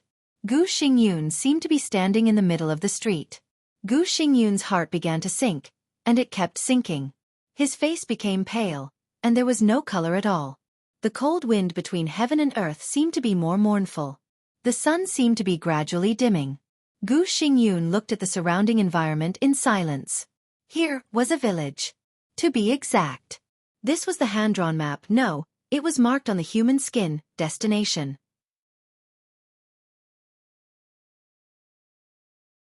Chapter 1098. For the first time in his life, Gu Xingyun felt a bone-piercing chill. For the first time, he found that the wind and sunlight could be so cold, and that the light could be so pale. A slight wind blew in the village, and the sun shone down from the sky. The wind, rain and sunlight were warm at first, but the longer they stayed here, the colder they became. It was indescribable gloom and coldness. Little by little, it pierced through the skin, froze the blood, and froze the soul. He felt that his body was dying little by little, and his vitality began to decay, become pale and become dead. He became perfectly integrated with the village in front of him. Who is Jianghu? In a trance, Gu Xingyun suddenly began to think about this question, and quickly came up with a vague answer. The vague answer could not be said to be Gu Xingyun's mistake, but it could also be said to be his biggest mistake. He did pay attention to Jianghu. Whether it was the special status of the Jiang family or Jianghu himself, they were worthy of Gu Xingyun's attention. He wanted to draw the Jiang family into the special warfare group, and draw Jianghu into the special warfare group. Jianghu was undoubtedly a very outstanding young man, and he could even be said to be a very outstanding one. Gu Xingyun attached great importance to him. In order to completely tie Jianghu to Kunlun City, he even thought about marrying his daughter Li Qingqing to him. But it was also undeniable that he did not absolutely attach importance to Jianghu. He was easy to talk to, easy to get along with, ambitious to a certain extent, controllable, non-threatening, low-key, and calm. In the eyes of everyone, including Gu Xingyun, Jianghu was roughly such an image. It was not until now that Gu Xingyun suddenly realized that Jianghu, who was hiding behind that image, did not reveal not only his strength, but this village might be his biggest secret. His brain was a little chaotic, but the fear in his heart was gradually dissipating. With his willpower, he naturally could not be frightened to collapse. What he experienced today might be a little weird, but Gu Xingyun could be sure that in the current situation of himself, Jianghu, and Li Guangtu, this cooperation was beneficial to both sides. At least for the time being, Jianghu and Li Guangtu still needed to use their status to place their forces in various positions in the special warfare system of Zhongzhou State, and they had no reason to harm him. Gu Xingyun calmed down a little and looked at the small village in front of him. The village seemed to be quite old. The houses looked very old, and the internal layout seemed to be filled with the limitations of the times. The streets were very narrow, so it looked especially gloomy. White lanterns were hung on the doors of every house in the village, fluttering in the wind. The blood-red happiness character swayed slightly, and the whole village was filled with a very strange jubilation. Gu Xingyun seemed to be standing in the middle of the street, where he could see the outline of the village to the greatest extent. The street was very narrow, but extremely clean. It was obvious that someone had just cleaned it not long ago. However, standing in the village, Gu Xingyun did not feel any signs of activity. A deathly silence spread throughout the village. Under the sunlight, there were no signs of activity in the village. It looked like a mountain village that had been abandoned for a long time. Gu Xingyun felt that something was wrong, but he still couldn't tell what was wrong. He walked quietly on the street and soon walked through the whole village. The village was not big, with only about 200 households. But there was no one in the entire village. All the doors of the households were closed. In the absolute silence, even the sound of the wind seemed to have disappeared. Gu Xingyun slowed down his breathing and returned to the position where he had stood at the beginning. In front of him was a relatively large house. The pale lantern swayed in the wind, the dark wooden door, and the quiet atmosphere. The scene in front of him seemed to be indescribably cold. Gu Xingyun hesitated, and finally took 2 steps forward. He pulled the black metal ring on the wooden door and slapped it on the door. He slapped it. The sound of slapping was extremely harsh in the quiet environment, and it went far away from the deep street. Gu Xingyun's face became a little pale again. As an expert of the invincible realm, the willpower would not frighten him to the point of collapse, but everything he had experienced today was challenging his psychological endurance. His domain had shrunk to the extreme, and his body was completely tense, as if he was worried that something would suddenly rush out from behind the door. Gu Xingyun was now in a state of battle. There was no sound at the door, and no one came to open the door. Gu Xingyun hesitated and increased the sound of slapping again. The sound of slapping the door went farther on the street, and it sounded a little noisy. But the door was still silent. Even the nearby residents didn't make any sound. Gu Xingyun gritted his teeth and put his palm on the door. After hesitating for a few seconds, his palm slightly exerted force. Bang! The wooden latch that locked the door was broken by the force. The black door opened a gap to the inside. A cold airflow came to his face. Gu Xingyun's body shook subconsciously. He looked around, and there was no change around, but the cold doorway inside the door was dark. Gu Xingyun always felt that there was a pair of blood-red eyes at the door, staring at him. Phew, phew! Gu Xingyun took a few deep breaths, gritted his teeth, and pushed the door open a little again. The creaking sound was so clear that it was almost torturous. The pair of eyes at the door didn't appear, and there was only some dry firewood in the doorway. Gu Xingyun gritted his teeth and walked in. He had completely concentrated his attention, ready to face any unexpected situation at any time. But nothing happened. After walking out of the doorway, there was a simple courtyard. The wall facing the doorway was painted with an extremely oppressive black giant tree. A black cat was quietly lying on the wall, and a pair of eyes with contracted pupils were staring at Gu Xingyun silently. Gu Xingyun stopped. The black cat stared at him silently. A man and a cat confronted each other for about half a minute. Gu Xingyun, whose body was tense, slowly took a step forward. The black cat didn't move. He moved forward again. The black cat still didn't move. Until Gu Xingyun walked to the black cat kept lying on the ground, looking at the front silently. Gu Xingyun squatted down carefully, tentatively stretched out his hand, and put it on the black cat's body. The black cat was very hard, but its fur was extremely soft. It seemed to be a sculpture so realistic that even Gu Xingyun couldn't tell whether it was real or fake when he observed it closely. A sculpture with the skin of a real cat. Skin? Gu Xingyun suddenly thought of the human skin that looked like a map. He felt disgusted, stood up quickly, and walked to the front hall. He knocked on the door of the front hall as well. There was no response. Gu Xingyun hesitated, carefully pushed the door open, and walked in. The dark room avoided the sunlight to the greatest extent. The room was a little damp, with a touch of moldy smell that seemed to have been left for a long time. Is anyone at home? Gu Xingyun stood in the front hall and shouted with a voice loud enough for the whole courtyard to hear. His voice seemed to be magnified countless times in an instant, and the huge sound waves made his heart skip a beat. But in the next second, his huge sound wave seemed to be swallowed up in an instant, and the loud sound instantly became softer and then louder again. The transmission of the sound seemed to become completely chaotic, without any rules.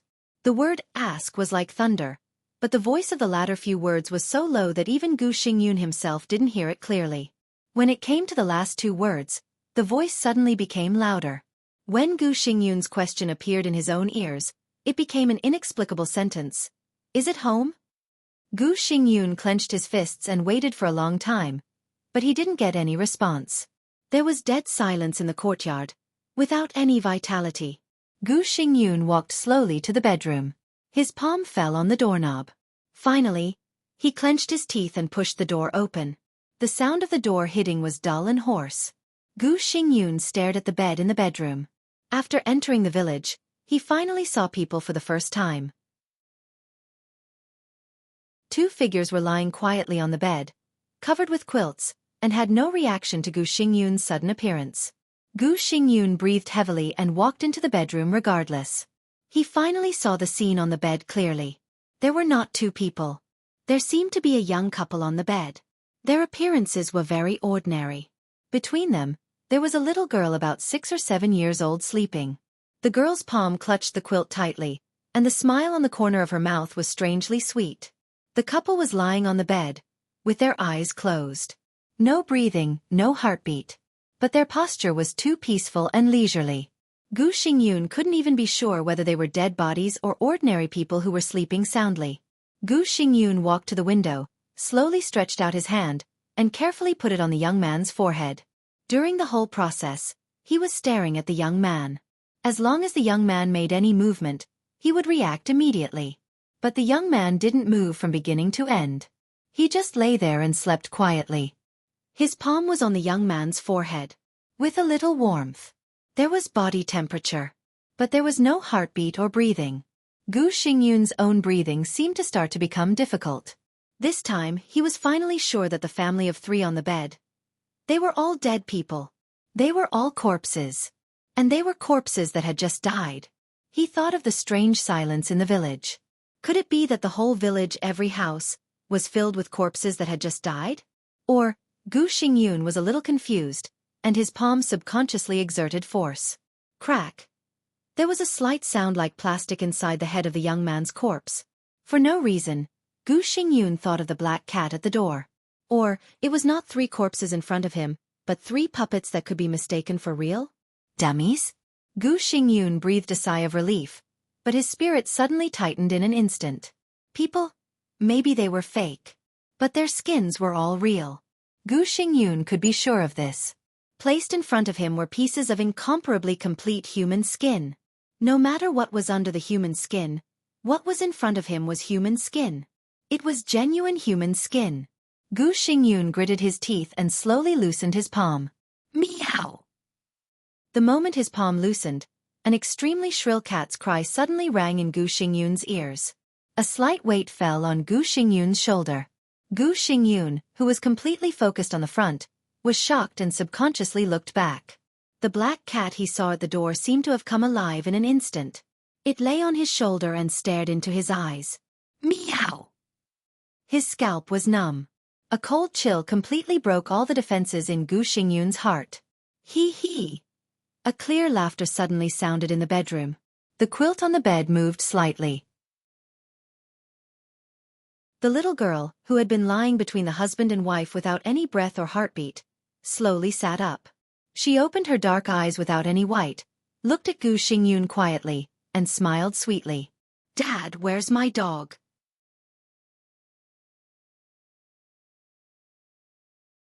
Chapter 1099. A clear and even sweet voice and a shrill cat's cry rang out at the same time.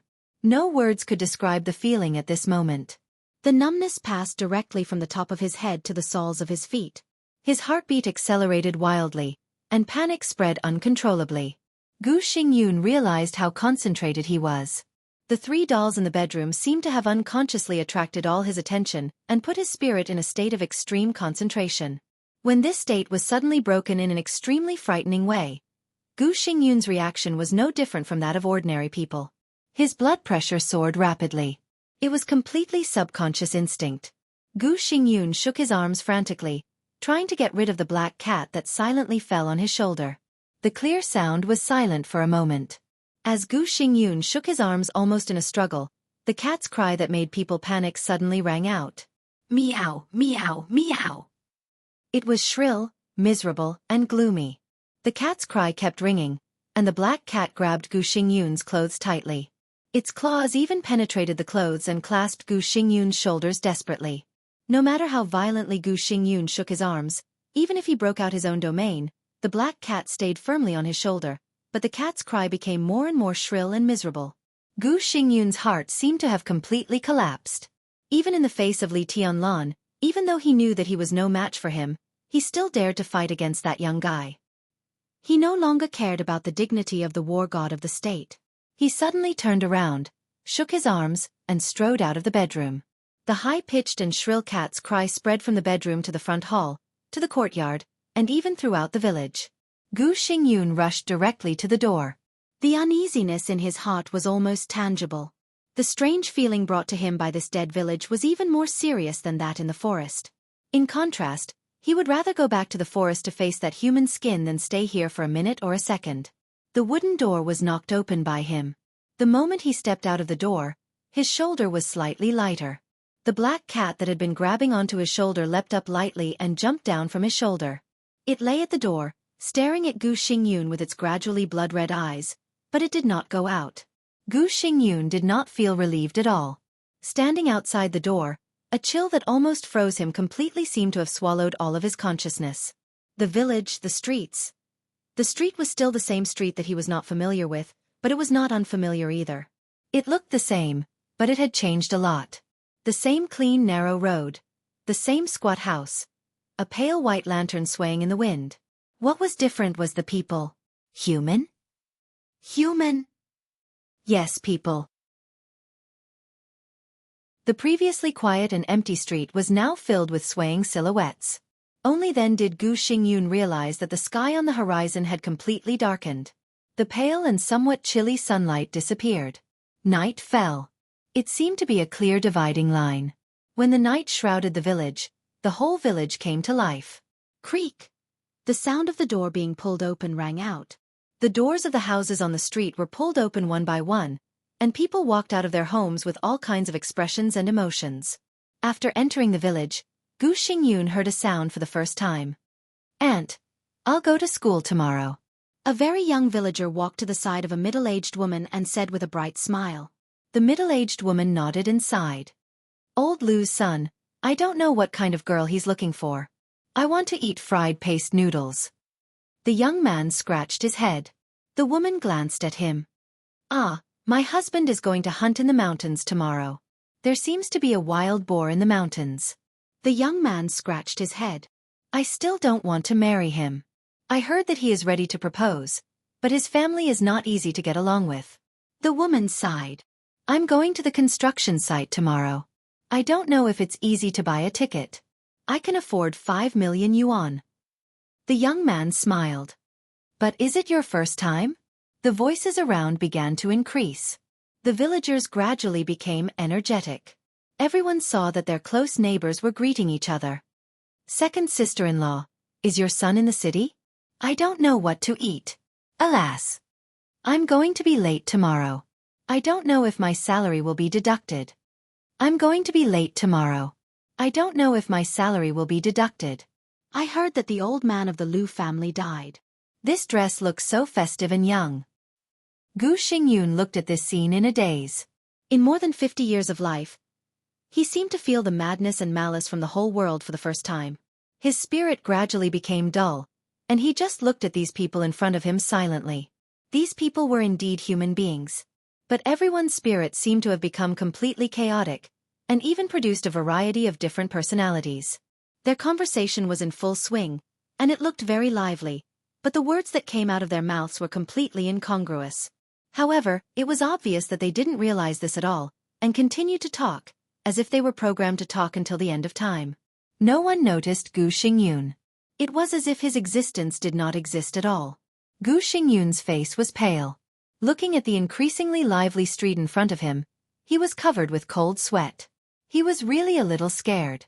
He didn't want to stay here for a second in this crazy and chaotic village. Thus, he quietly walked into the crowd of villagers. Being in close contact with these villagers, his hands and feet were cold, and he carefully moved in the direction in his memory. He walked very slowly, but his destination was very clear. Obviously, he didn't lose his way. He wanted to go back to the forest, cross the forest, and return to Nanyun and Yuzhou. Even the ice and snow of Kunlun City at the foot of Mount Qingyun were much warmer than here. He didn't know where this place was. But he knew very well that only the place outside this damn place was the real human world. The street gradually came to an end. Thus, Gu Xingyun naturally entered an extremely narrow alley. Gu Xingyun couldn't help swallowing. He remembered very clearly that the small alley around him didn't exist at all not long ago. At the end of the street, he should see the forest. But now, the forest was gone. The moment Gu Xingyun turned around, the street disappeared. The place where he came in had become a wall. All the bustling and noisy sounds outside the street disappeared instantly. The whole village seemed to become dead silent again. The back road completely disappeared. Forward became the only way. There were no streetlights in the village. It was dead silent and dark. Gu Xingyun's breathing became more and more rapid. He walked forward carefully. Maybe after a minute or 5 minutes, his eyes finally adapted to the darkness around him. The visibility in front of him was still extremely low. But vaguely, he seemed to see a person standing at the end of the alley. Maybe it was standing, or maybe it wasn't. It seemed to be a woman. Her long hair completely covered her face, and it was unscrupulously draped in front of her. In the night, her red dress seemed to be glowing with a blood-like mournful luster. Her body was bent forward, and her body was twisted into a strange angle. She stretched out her hands and was moving towards Gu Xingyun little by little. There was no way back. In the absolutely dark and quiet alley, Gu Xingyun was walking face to face with the thing at the end of the alley. He couldn't see the face behind the long hair, but he instinctively felt that the other party's eyes were staring at him coldly. Deep breath. Relax. Deep breath. Relax. Gu Xingyun kept adjusting his breathing, but his steps were getting slower and slower as if they were filled with lead. It seemed to be aware of his speed. The distorted red figure at the end of the alley suddenly began to accelerate. Its body became more and more distorted, and its long arms rushed directly to Gu Xingyun. Fuck! Gu Xingyun, whose heart was about to collapse, roared directly. The domain that was condensed to the extreme suddenly exploded around him. The turbulent power surged wildly, and his body rushed directly to the red shadow. Fight. He could only fight. This was the only choice. The domain was vast and mighty. Gu Xingyun appeared directly at the position of the red shadow. Eold was darkness and dead silence. The night was so dense that it seemed eternal. But the red shadow suddenly disappeared. Everything that had just happened seemed to be an illusion. It was as if that figure had never existed. Tick, tick. The ticking sound, which was close at hand, came from behind Gu Xingyun. The sound was light, but it was deafening. The strong smell of blood continued to spread. It was blood. To be exact, it was the sound of blood falling on the ground. Gu Xingyun thought of the red shadow that disappeared. The other party didn't disappear. It behind me.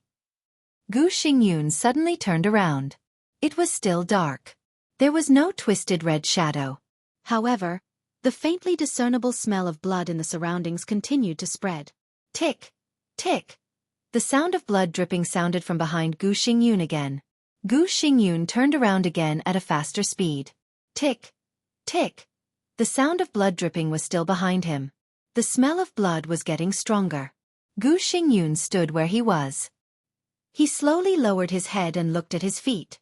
The sticky blood had covered the road under his feet, and it was extremely sticky. The sound of dripping became clearer, and drops of blood seemed to fall on Gu Xingyun's body.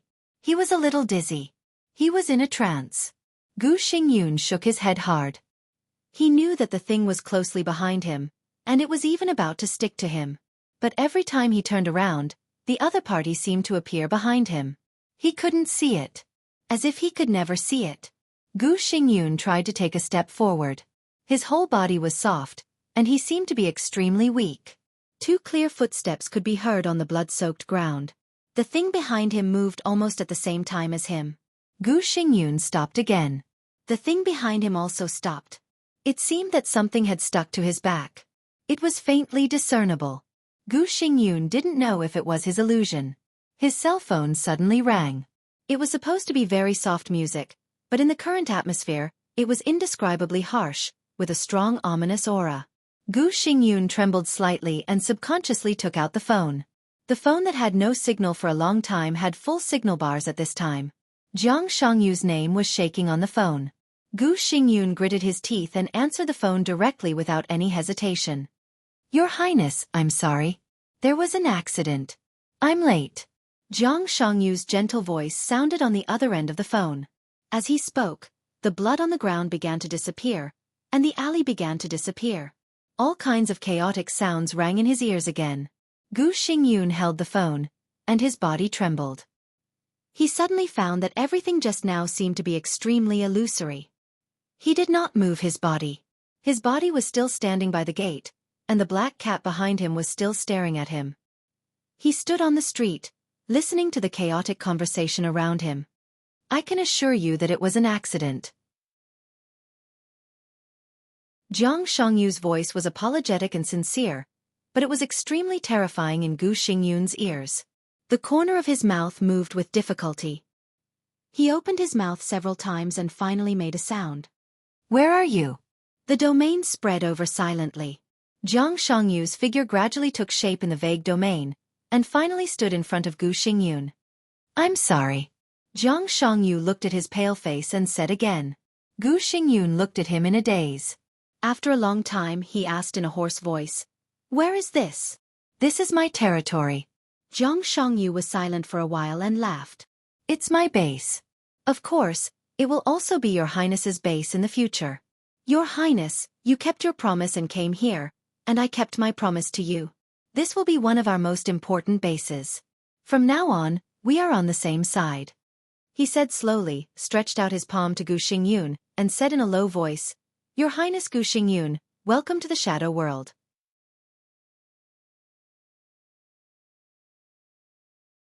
Chapter 1100. After attending Chen Fengqing's funeral, Li Tianlan returned to the hotel. He had his own property in Yuzhou. Now many people were eyeing it, but no one dared to do anything about it. The prince's mansion, which could be exchanged for astronomical amounts of money as long as he opened his mouth, was his property. But it was the wedding house prepared for him in Dongqing Rushi by the Dongqing clan. If Dongqing Rushi was in good condition, Li Tianlan would not mind taking Qin Weibai to live in it. But in Dongqing Rushi's current state, Li Tianlan felt a little awkward to do so. Qin Weibai also had many properties in Yuzhou, two of which could be said to be in the center of Yuzhou, where the traffic was extremely convenient and everything was convenient. But for the same reason, Dongqing Wudi, the key members of the Bai family and other giant group gathered in Yuzhou. Li Tianlan also felt very awkward. This could not be regarded as being overcautious. This year, Li Tianlan was 24 years old. For the time being, he had not really experienced the loneliness of standing at the top in the power of the world, but he had subconsciously begun to consider the chain reaction caused by his every move. Especially in this sensitive period, Li Tianlan did not know how many times he had told himself that at this stage, he could not take a wrong step. So after thinking about it, he still lived in the hotel. To some extent, only this hotel could be regarded as his own property. The Flourishing Age Fund secretly held 27% of the shares of the Ritz-Carlton Hotel, which could be said to be the second largest shareholder in the hotel. As the Flourishing Age Fund merged into Emperor Dong's palace, the owner of these shares naturally became Li Tianlan. After dinner in his own hotel, Li Tianlan received a call from Dongqing Wudi. Dongqing Wudi's voice sounded very calm on the phone, but perhaps it was a psychological illusion. Li Tianlan always felt that his tone was a little depressed. "Tianlan, come and have a cup of tea at home," Dongqing Wudi said slowly. Li Tianlan looked at his watch. At 8 o'clock in the evening, after attending Chen Fengqing's funeral, Dongqing Wudi went to the army headquarters building. Until now, he probably had not eaten. Li Tianlan smiled and said softly, "Let's have dinner together." "I'll go there now. There are a few good dishes in the hotel. I'll take them there by the way." "Okay."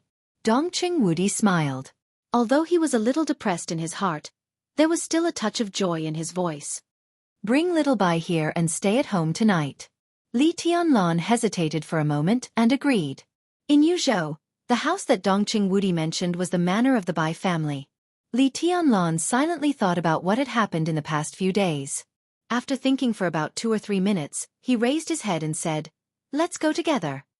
Qin Weibai had just put down the phone to order food. She nodded and asked, "Should we call the fatty?" "No need." Li Tianlan shook his head. "He and Xing Tian have been busy these days. Don't worry about him." Shenyuan Wushang was very busy. On the day of Chen Fengqing's death, Li Huaqing held a meeting in the Chen family until 3 in the morning. During the nearly 14-hour meeting, Li Tianlan was under unimaginable pressure. At this stage, no matter how strong he was, he could not reach the point of dictating the entire world. Compromise, retreat, and when there was no other choice, no matter how unwilling he was, he had to make these decisions. At the meeting, it was decided that Hua Zhengyang would temporarily preside over the work of the cabinet. At the same time, many departments of the cabinet were adjusted to a certain extent. In just a few days, it was said that there were some changes in by Qingqian's transfer. Unfavorable things happened one after another. Li Tianlan had almost no power to fight back and could only compromise for the time being. He had to be steady. He had to be steady. No matter what he did now, no matter what he did, his actions would be misunderstood or even misinterpreted into other meanings. The only thing he could do was to keep silent and keep making concessions in silence. Shenyuan Wuxiang also clearly felt Li Tianlan's pressure. He even took the initiative to transfer most of the pressure to himself. He almost made a guarantee that he would find out the cause of Chen Shi's death. With Chen Fengqing's death, Chen Shi, who died on the same day as him, was naturally thought by everyone to be killed by Li Tianlan. The same cause of death, the same mystery, and the same contact with Li Tianlan. All the clues were extremely unfavorable to Li Tianlan. Chen Fengqing's death had crossed the bottom line of Jianghu state. And Chen Shi's death, in the eyes of others, was almost like Li Tianlan slapping everyone in the parliament unscrupulously. This was also the main reason why he had been under great pressure these days. Shenyuan Wuxiang could not find out the cause of Chen Fengqing's death for the time being. But he could find out the truth of Chen Shi's death. Li Tianlan had been making concessions step by step. He had not left Yuzhou until now, waiting for the truth. So since he came back in the middle of the night, Shenyuan Wuxiang had locked himself in his room. It was said that he was fully cooperating with Xing Tian to investigate the cause of Chen Shi's death. Li Tianlan did not know how they could investigate the truth without going out. But perhaps Shenyuan Wuxiang's attitude was too firm, so Li Tianlan instinctively believed him. Walking out of the room, Li Tianlan took a deep look at the closed door on the opposite side. He was sure that Shenyuan Wuxiang and Xing Tian had not left the room these days. But in his perception, the opposite room was empty.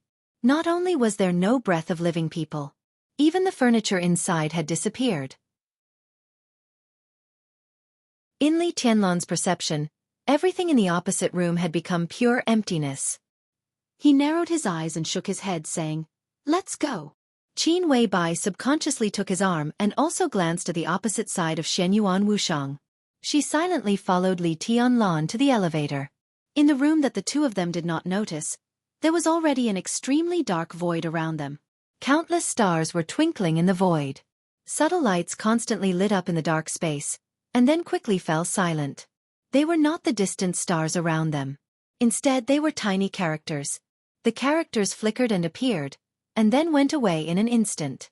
They seemed to fly thousands of kilometers in a very short time, flying into the distance and turning into a faint glimmer, which looked like a starry sky. The words flew further and further away. The furthest one could no longer be seen, but the words that were constantly being created were still moving further away. Hence, there were more and more starlight. They disappeared and appeared in batches, and their positions were constantly changing. In the silent void, it was as if the stars in the sky were constantly arranged and twinkling. In the vast void, there was a huge writing brush flying. With the void as ink, the huge writing brush carved characters one after another in the vast space at an extremely fast speed. In the void stood a giant that could be said to be indomitable.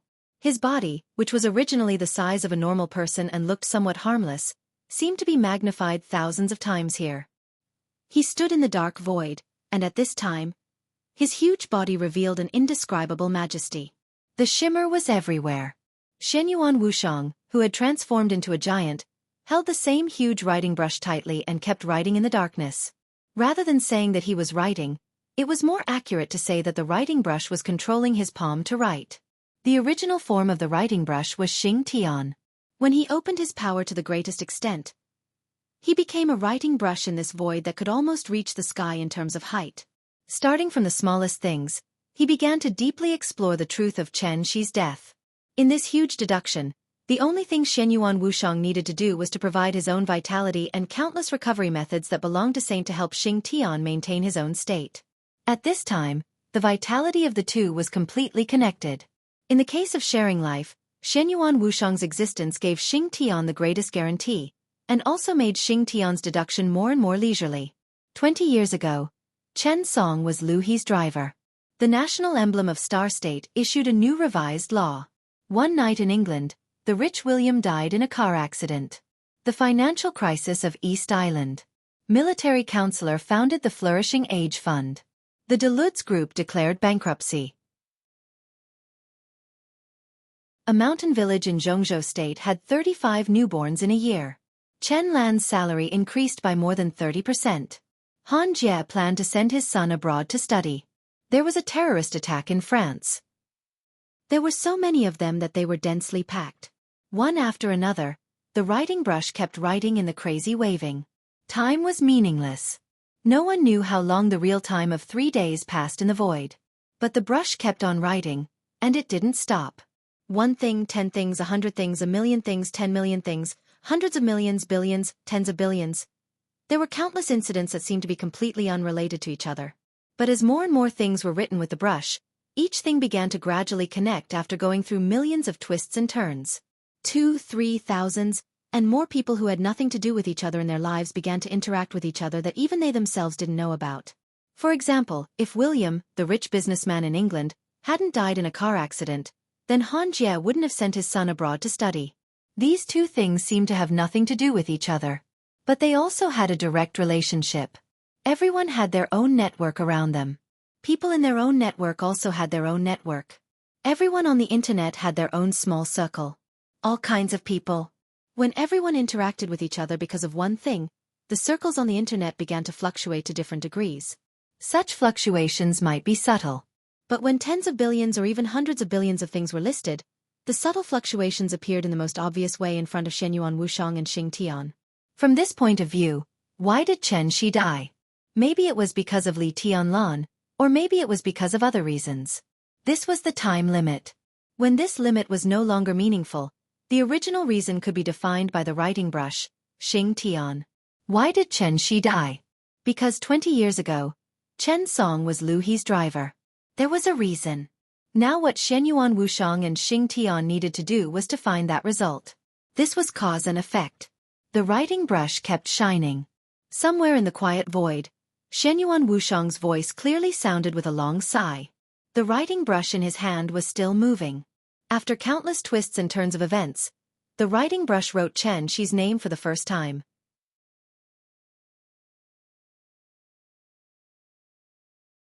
Chapter 1101. The densely packed words flew further and further away, gradually turning into pieces of glittering starlight in the void. But when Chen Shi's name appeared for the first time, the two words suddenly shone as if by magic. The fluttering brush seemed to have suddenly outlined two suns. The light was incomparably bright, and all the surrounding starlight seemed to have disappeared. Imperceptibly, among the countless events, a large number of karmic connections began to collapse. The brush continued to write, but unlike before, Chen Shi's name was like a central point.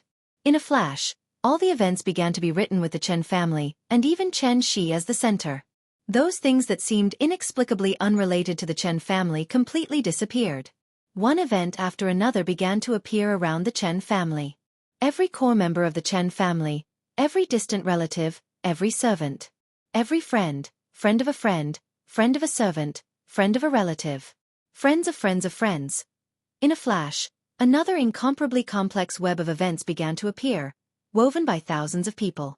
Slowly, the clear light flowed from Xianyuan Wuxiang's palm into the brush. The brush moved faster and faster, and the writing gradually became impudent and fierce. Chen Shi's name appeared for the second time. The already extremely complex web of events was once again broken by more than half. A large number of Chen family members and friends were eliminated, and the dense web became a relatively complicated ball of threads, all kinds of clues intertwined together. The brush continued to write. Chen Shi's name soon appeared for the third time. The light in the void was even brighter. The complicated ball of threads was simplified a lot. At the same time, many suspects were eliminated. Chen Shi's name appeared for the fourth time. It was also at this time that the ball of threads intertwined with all kinds of clues began to become clear. Threads spread in all directions with Chen Shi as the center, connecting one seemingly unimportant event after another. The web of events began to become clear and simple. Chen Shi's name appeared for the fifth time. Most of the original hundreds of threads disappeared in an instant, leaving only 30 or so, connecting less than 20,000 events. The writing continued. But the brush gradually began to tremble. Xianyuan Wuxiang also trembled, but his face was taut, and he gritted his teeth and persevered. Chen Shi's name appeared for the sixth time. The 30 lines turned into 9. Tens of thousands of incidents became less than 2,000 incidents. The slowly moving brush wrote Xianxia's name for the 7th time. The 9 lines became 3. The less than 2,000 incidents were reduced to less than 200. The 3 lines represented the 3 people closest to Xianxia. They were also the 3 most suspicious people. As for the events that were less than 200, it was what the 3 of them had done recently, who they had interacted with, and what the people who had interacted with the 3 of them had interacted with the people they knew. This kind of interaction would continue to develop with the 3 of them as the core, and what would be the final result if the series of events continued to link up? Xianxia's name didn't light up this time. However, the events on one of the 3 lines continued to develop, and at the end, a question mark appeared. Xing Tian, who was in a state of investigation, could be said to have no self-awareness. Xianyuan Wuxiang couldn't control the brush to write. All he could do was provide it with his own life force. Therefore, this question mark was written by the power of karma itself. A question mark popped up. What did this mean? Nowadays, there were not many people on Earth that Xing Tian couldn't even write their names and things.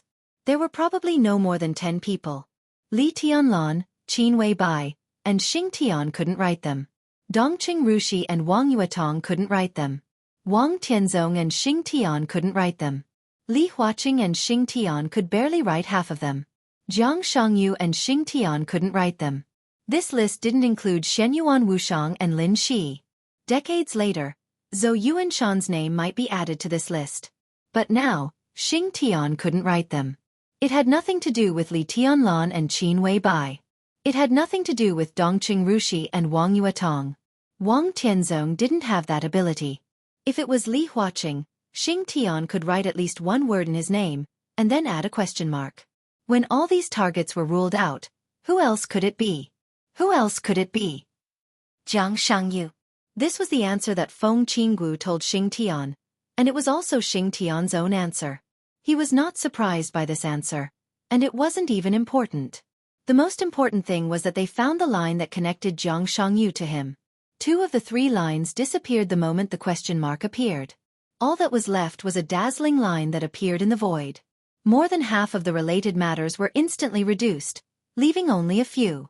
Within half a year of becoming Qianxia's full-time secretary, Mao Song met Lu Dongyue at a ribbon-cutting ceremony. Lu Dongyue introduced his cousin Lin Yin to Mao Song. Lin Yin became Mao Song's lover. Lin Yin's code name in the Phoenix Pavilion was Red Snow, and he was Lu Dongyue's direct subordinate. Lu Dongyue believed that Qianxia's future was bright, and his full-time secretary was bound to become an important figure in the Prince Group. This was a long-term investment. 20 years ago, when Lu Dongyue's company was facing a major crisis, he received an important investment. The investor was Distance Investment Group. The Jiang family of Beijiang owned 75% of the shares of Distance Investment Group. 10 years ago, Lu Dongyue was secretly absorbed into Phoenix Pavilion and became the leader of Cyan Phoenix Group. He was responsible for the affairs of Nanyun for Kunlun City, providing an opportunity to infiltrate the Phoenix Pavilion. Mao Song was the 16th chess piece of Phoenix Pavilion in Southern Cloud. Lin Yin was Mao Song's lover. As the master. After the battle in North Sea, in order to cope, a rainbow-colored ray of light suddenly appeared. The brush continued to write. Cope secretly met with Mao Song and got Mao Song's promise.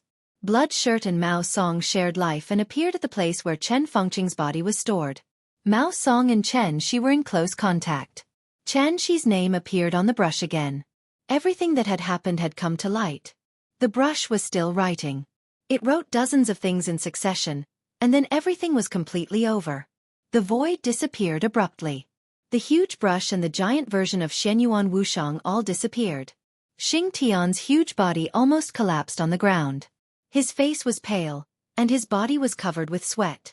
Xianyuan Wuxiang, who looked harmless, was also extremely weak. All the furniture in the room was restored to its original state the moment the void disappeared. Xianyuan Wuxiang fell on the bed, panting for a long time, and then slowly sat up. Nothing can happen to Mao Song and Lin Yin. He looked at Xing Tian and said slowly. Xing Tian nodded, stretched out his huge hand, tore the space, and condensed a brush.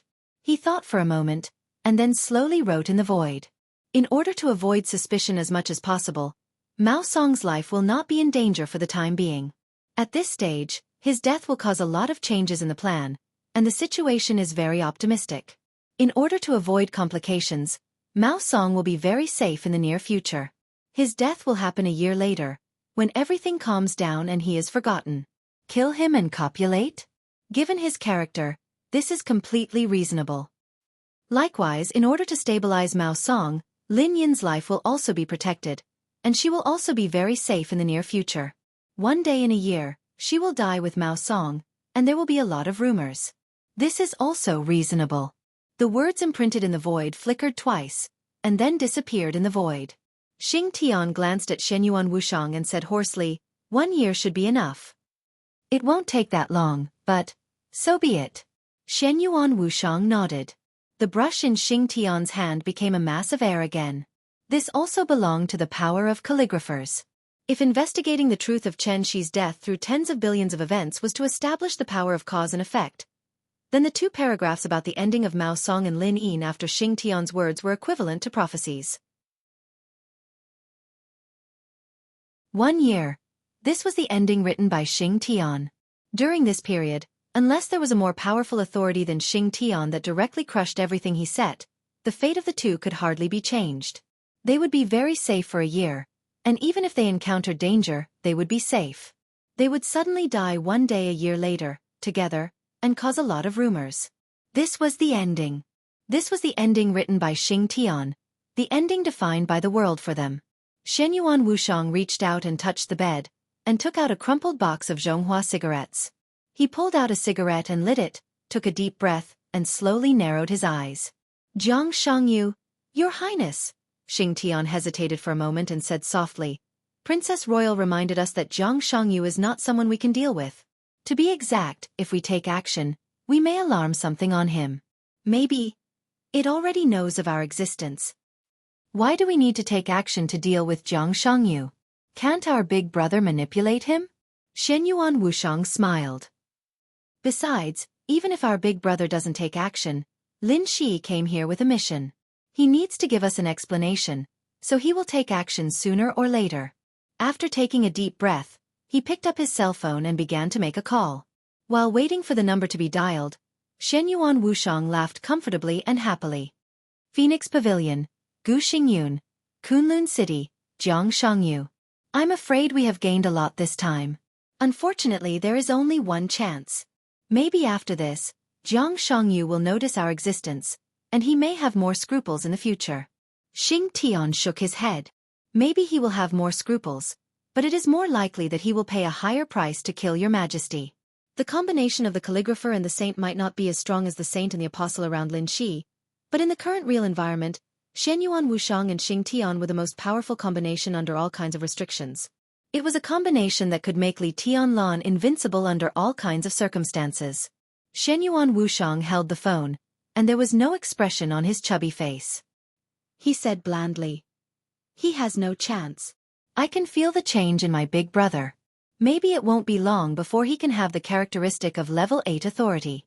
Then who can kill him?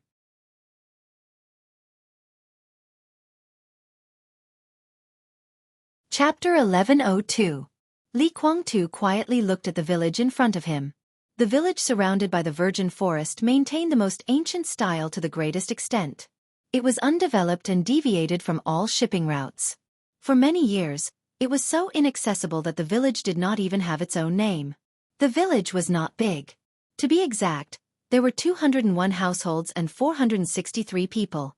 In this village, more than 200 families had always lived on the land of Jianghu State. But there was no doubt that they were outside the map of Jianghu State. In a sense, they were outside the law of Jianghu State. Hidden, remote, and mysterious. This was indeed the most suitable location for a secret base. But backwardness and poverty also made it difficult for the owner of this base to train the most modern soldiers. Li Kuangtu looked at everything in front of him indifferently. This was the biggest trump card that Jiang Shangyu wanted to show him. He saw what he wanted. He was a little tempted, but also a little regretful. Crack!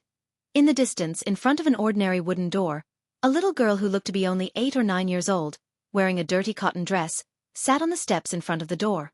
She used her tender little hands to tear apart a steel plate that was nearly 10 centimeters thick. The little black cat that was squatting on her shoulder meowed and jumped down from her shoulder, hiding behind her. The little girl was expressionless and seemed to be thinking about how to turn the steel plate into a shape that she was satisfied with. Even with Li Guangtu's train of thought, he could not see what the little girl was trying to do. He could only barely see that she seemed to want to make a weapon, but as she continued to toss, the steel plate quickly became fragmented, and the remaining fragments turned into countless strange and twisted shapes. The girl did not feel annoyed. She just looked at the countless twisted steel plates in front of her in a daze. Li Guangtu marveled at the strength of the other party, and also regretted the other party's thinking. The other party seemed to have no thoughts, not even the most basic understanding of the shape of a weapon. That was why the high-strength alloy steel plate was tossed around by her, but she did not realize what went wrong at all. The strength of the other party combined with her age was also incredible in Li Guangtu's eyes. He had personally tested the hardness of the alloy. With his strength, it was a piece of cake for him to tear the alloy. But the little girl could also disassemble the steel plate into strange shapes with her bare hands, which showed that at least in terms of strength, the little girl was no longer at the peak of the fire-flaming realm or even some thunder-shocking realm experts. What did it mean for an 8- or 9-year-old girl to have such power? Some things could not be explained by the word genius. The little girl's existence was not an exception. Every villager here seemed to have extraordinary physical qualities that exceeded the understanding of normal people. More than 400 people. Li Guangtu carefully observed and finally came to a conclusion that even he himself couldn't believe. Among the more than 400 villagers, men and women, old and young, their strength indexes were almost all at the peak of the thunder-shocking realm on average. Among the more than 400 people, there were many little girls who were less than 10 years old, and there were also old people who were over 70 years old. Their strength would be slightly weaker. As for those young people and strong men and women, the top level of strength among them had even reached the invincible realm, and the strength of the half-step invincible realm was everywhere. What did this mean? The Border Control Corps of Jianghu State was known as the strongest and most elite corps in the world. The 20,000 soldiers of the Thunderbolt Battalion in the Border Control Corps were the most elite troops of the Border Control Corps. There were many reasons for the Thunderbolt Battalion's current status. They had the most domineering commander-in-chief, the most rigorous training, the most tenacious fighting will, and the absolute belief in victory. Among so many factors, the strength of the Thunderbolt Battalion was naturally the most important. The average strength of the 20,000 soldiers of the Thunderbolt Battalion was at the ice-condensing realm. They had surpassed the chi-controlling realm of the 4 realms of martial arts. Among the corps of tens of thousands of people, the Thunderbolt Battalion was the only large-scale army in the world whose average strength had reached the ice-condensing realm. Therefore, they could defeat any enemy on any battlefield. They were invincible and invincible. 20,000 elite soldiers who were familiar with all kinds of combat methods, could skillfully use any weapon, and kept their physical functions at the peak. Even the top experts at the peak of the invincible realm did not dare to fight them head-on. And if the scale was further reduced, the Heaven Punishment Troop of the Wang family of Beihai was the peak of the small-scale super-elite troop. There were 300 people in the Heaven Punishment Troop. Their average strength was at the peak of the fire-flaming realm, and even close to the half-step thunderbolt realm. Such a troop was also a myth in the dark world. Jianghu State could also come up with this kind of lineup, but it would not do so. Any expert close to the thunder-shocking realm was a very important backbone in their respective troops. Except for the Wang family of Beihai, no one would be so extravagant as to form a super-elite troop with the backbone of these middle-level and high-level officers. Therefore, the Heaven Punishment Troop had existed for hundreds of years, but for hundreds of years, no super troop could really be as famous as the Heaven Punishment Troop. The closest to the overall strength of the All Heavens Troop was the Lin clan's Shenyuan sword, and the Li family's life-prolonging palace, Deathless Palace, and Sinluo Palace after Nirvana turned into the purgatory of Heaven Capital. But they were just close. And now, what Li Guangtu saw was a super-elite troop whose strength was a whole realm higher than that of the Heaven Punishment Troop, which was also a myth, and more than 100 people more than the Heaven Punishment Troop. More than 400 people. Their average strength was at the peak of the thunder-shocking realm. Even Li Guangtu felt his scalp tingle when he thought of this. More than 400 experts at the peak of the thunder-shocking realm and even close to the half-step invincible realm, if they had enough experience, tacit cooperation, perfect performance, and formed a perfect enough formation. Li Guangtu didn't know who could withstand their full outbreak. At least he could be sure that he couldn't. When the power of more than 400 experts close to the half-step invincible realm broke out as a whole, that kind of power was completely destructive. This kind of troop had never appeared in the wildest imagination of the boldest people. Because everyone knew it was impossible. The peak of the fire-flaming realm was already a middle-level and high-level officer in the army of the world's #1 hegemon country, Jianghu state, and was the backbone of the army lineup. What did the peak of the thunder-shocking realm and the half-step invincible realm mean? This was the power of the general level. The experts who could go to the peak of the thunder-shocking realm would not be unknown in Jianghu state. With such strength, as long as they were not stupid or there were no special reasons, they would at least be major generals, and most of them would be lieutenant generals. Put more than 400 generals together to form a troop? Let's put that aside first. Did Jianghu state have the strength to come up with such a lineup? Even if they could, who would do it? The strength of such a troop was indeed extremely powerful, but once it was hit hard, the consequences would be disastrous. So the idea of forming a dream troop with the average strength of the peak of the thunder-shocking realm had never even appeared, and no one thought about it. But now, in this backward and remote village with almost no modern facilities, Li Guangtu saw such a troop. A troop with the strength close to the half-step invincible realm. Apart from the surprise, Li Guangtu's mind was completely filled with a feeling of disbelief. Of course, the so-called average strength here referred to the average strength. The average strength of the villagers did reach the level close to the half-step invincible realm. But in fact, Li Guangtu could also see that they had almost no fighting consciousness, no fighting intuition, and no contact with martial arts.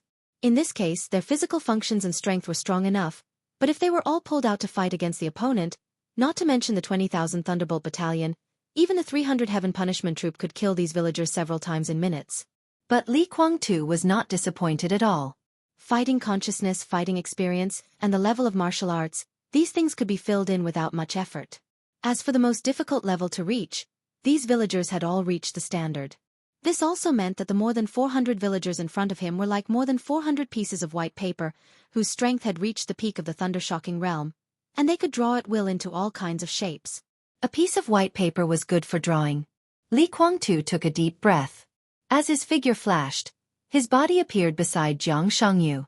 Xianxia lay on a dry grassland, bathed in the pale, almost cold sunlight, with a licorice in his mouth, looking at the sun in the sky in a very leisurely manner. Li Guangtu looked at him and was silent for a long time. Then he said seriously word by word, "Amazing. I'm flattered."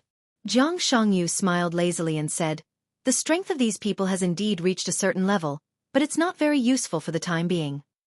But the future is already worth looking forward to." Li Guangtu said with some emotion.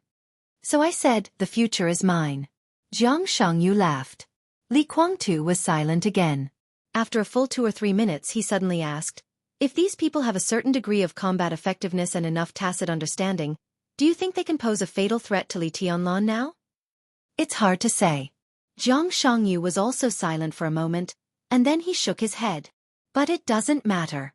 The trump card in my hand is indeed worth looking forward to, but now is far from the time for them to be exposed. Their strength can be further enhanced. When they really reach their limit, they can definitely pose a fatal threat to Li Tianlan. As for now, I'm not very clear." Li Guangtu's body shook slightly. His mind was full of Xianxia's words. Their strength can be further enhanced. Further. His voice suddenly trembled a little. Further enhancement, to what extent? To the invincible realm. Xianxia said blandly, "Of course it will take a long time, but it will come eventually. At that time, maybe the so-called invincible realm will really be like grass."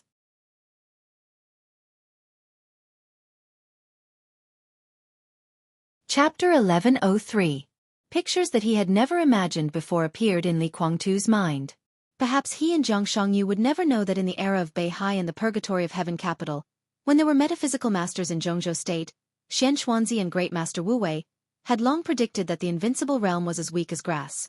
When the Chosen One appeared, the tribulation came. The Chosen One should face the tribulation, and who should face the Chosen One? Xianxuanzi's words still had traces of existence. But with the death of Great Master Wu Wei and the disappearance of Xianxuanzi, these traces were fading in everyone's hearts day by day. Until Xianxia's voice rang in Li Guangtu's ears. The light voice was as deafening as thunder. A whole village with an average strength of the invincible realm. More than 400 people. In the entire dark world, there probably wouldn't be so many invincible realm experts in the world for hundreds of years. Li Guangtu looked at Xianxia seriously. There was deep fear in his eyes. There was also a touch of undisguised fear. He didn't want to admit it, but he had to. If what Xianxia said was true, when more than 400 invincible realm experts charged at the same time, what was Li Tianlan? At best, he could only be regarded as a nonentity. And he himself was even less than an ant. If this thing became true, where would he find his place in the future? Things were not as bad as he thought. Of course, they were not as good as he thought. Jiang Shangyu interrupted Li Guangtu's thoughts and said with a smile, "The world has changed." "What do you mean?" Li Guangtu frowned. Jiang Shangyu smiled without saying a word. He just looked at the villagers coming and going in the village not far away. This was obviously not their normal state, so their movements always seemed a little stiff and uncoordinated. Li Guangtu couldn't see anything because he didn't know this place. But these flaws were very clear in Jiang Shangyu's eyes. He hid something from Li Guangtu. For example, the camp behind him and the true face of the village. Li Guangtu was completely different from Gu Xingyun. Gu Xingyun, who seemed to be awe-inspiring, had almost lost all his spirit. For the survival of himself and his tribe, Gu Xingyun could give up anything. The vast division of camps might have been different in his thinking, which was limited by the region. Therefore, Jiang Shangyu could make Gu Xingyun one of his people. However, Li Guangtu was still proud. Even if his current strength had been surpassed by Li Tianlan, the pride in his heart did not disappear much. The Li family's stubbornness doomed him to be the second Gu Xingyun. In order to survive, Gu Xingyun could not give up anything. People like Li Guangtu were willing to sacrifice anything in order to survive. Gu Xingyun could give up his dignity, status, and reputation. But when it was necessary, Li Guangtu was willing to sacrifice his life at all costs. There were too many things worth discussing about Li Guangtu's character, but every invincible realm expert who came out of the Li family did not lack the strength of character that would rather break than bend. Perhaps when things really reached the point of no return, Li Guangtu would refuse everyone's alliance, even disband the Purgatory of Heaven capital, and challenge Li Tianlan alone. This seemed to be an unreasonable act of courting death. But Li Guangtu was such a person. Such a person lived not to keep anything, but to pursue something. The chaotic behavior of the dark shadow world was regarded by many people as evil and degeneration. In fact, it was just the purest chaos, but it was indeed the darkness more evil than degeneration. Li Guangtu might not accept the gift from the dark shadow world. More importantly, as Dongqing Rushi's biological father, the dark shadow world did not dare to pollute before it was fully sure. Pollute him. However, Jiang Shangyu finally told some truth to Li Guangtu. The world was indeed changing. The initial change began when Li Tianlan triggered the sword energy left by the god of war to deal with the sneak attack of him and Li Guangtu. The miracle city in the real environment had some interaction with the starry sky. At that moment, both the Order Camp and the Dark Shadow Camp could roughly detect the vague location of the miracle city and Li Tianlan's aura. When the two environments, illusion and reality, merged to a certain extent, the world was also changing unconsciously. The most obvious change was that it was easier to break through in strength than before. More than 400 people in the village could reach the strength of the invincible realm. And as time went on, there would be more and more invincible realm experts in the dark world. Invincible realm experts were like grass. What was coming was a chaotic world, a prosperous world, and also the end of the world. Jiang Shangyu quietly observed the villagers in the village. How to use this force to completely kill Li Tianlan before his official return was the primary problem he needed to consider now. With Li Tianlan's current strength, it was obviously impossible to kill Li Tianlan with the village in front of him. He had to turn these villagers into elite soldiers in line with the standards of the Dark Shadow world as soon as possible. They were elite soldiers, not elites. The most basic condition for the so-called elite soldiers was to be able to survive in the void environment and have a certain degree of destructive power on the battlefield, where the victory in the starry sky was the prerequisite. That was the real invincible realm. They could survive temporarily by using their own domain and sword energy to form a domain that could isolate the void. This was the goal that Jiang Shangyu had to achieve now. The strength of these people is still too weak. Jiang Shangyu suddenly said. They're like pieces of blank paper. Although they're very strong, they don't have the slightest bit of awareness and experience. Their tacit understanding is also close to zero. In their current state, an army of 5,000 people can easily wipe out an entire village. They don't even need to be elites at the ace level. Just a first-line army with sufficient equipment can easily wipe out an entire village. Li Guangtu commented bluntly. Fortunately, this is temporary. Jiang Shangyu said with a smile. In the near future, I will find a way to instill something into them, such as combat experience, combat tacit understanding, and so on. At least it can lay some foundation for them. Instill? Li Guangtu raised his eyebrows in surprise. After living for so long, it was the first time that he had heard that this thing could be instilled. It probably needs a processor to download something, and then the data transmission. My metaphor is a little inappropriate, but that's the general idea. Jiang Shangyu explained very seriously. Processor. Li Guangtu muttered to himself. Ha! Isn't that a ready-made processor? His download should be almost done. Jiang Shangyu casually pointed in a certain direction. Li Guangtu's pupils contracted slightly. Of course, he knew who was there. But before he could say anything, the village in front of him suddenly changed. Sunlight, streets, houses, people, space. Everything seemed to distort in an instant without warning. Boom! In the huge roar, in the corner of the village, in the direction that Jiang Shangyu pointed, a clear wave of air that was visible to the naked eye suddenly exploded. The wave of air twisted and changed, and it looked as if the space of the whole village was constantly boiling. An aura that had been suppressed for a long time was rising unscrupulously in the wave of air, as if it would never have a limit. That was the aura close to the peak of the invincible realm. As soon as Li Guangtu came to this conclusion, the rising aura, it had directly crossed the threshold of the peak of the invincible realm. It was easy, natural, and without any reluctance. The peak of the invincible realm seemed to be just a starting point. The strong aura kept rising, rising again and again, madly rushing in the domain of the peak of the invincible realm. 1 minute, or 1 hour. In his perception, the aura steadily stayed at the level of only half a step or even a small half step away from breaking through to the peak of the invincible realm. The domain, which was so strong that it seemed to be a substance, distorted everything that could be seen with the naked eye. It was constantly shrinking and expanding. The corner of Li Guangtu's mouth twitched slightly. That was the aura of Gu Xingyun. If he hadn't seen it with his own eyes, he wouldn't have believed that Gu Xingyun could make such a major breakthrough in just a few days. From close to the peak of the invincible realm, he climbed all the way to the peak of the invincible realm. Half a year, 1 year, 2 years, maybe tomorrow, Gu Xingyun might break through again and stand at the same height as him. Gu Xingyun. Was this the processor that Jiang Shangyu mentioned? That was the fact.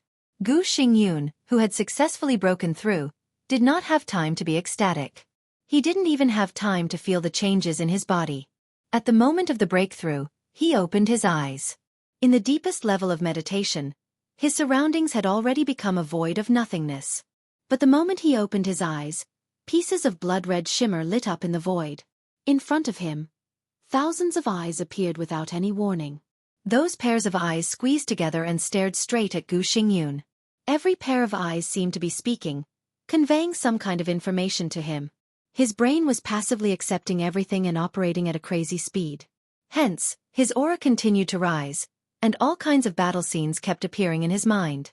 Countless eyes continued to instill some information into him.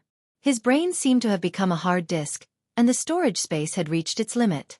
Hence, endless information was spilled out. In the end, everyone in the village stopped. More than 400 villagers seemed to have become a whole brain. Everyone began to accept all kinds of chaotic but extremely clear information. Jiang Shangyu and Li Guangtu were both watching this scene. The former's eyes were deep, but the latter's eyes were only blank. Gu Xingyun's strength is very good now, Jiang Shangyu suddenly said. Li Guangtu gritted his teeth and snorted, saying nothing. He could feel that Gu Xingyun's strength was still at the peak of the invincible realm, but the other party had a vague sense of danger that made him feel uncomfortable.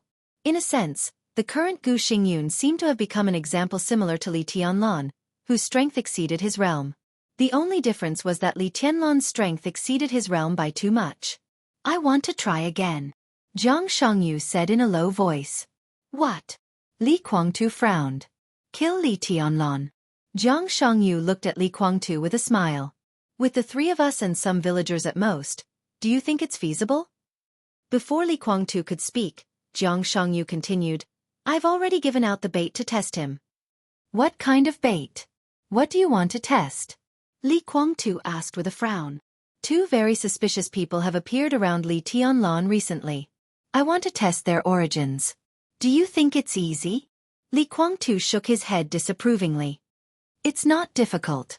There are always some things that they can't hide, such as some words that are taboo to them. Xianxia sneered.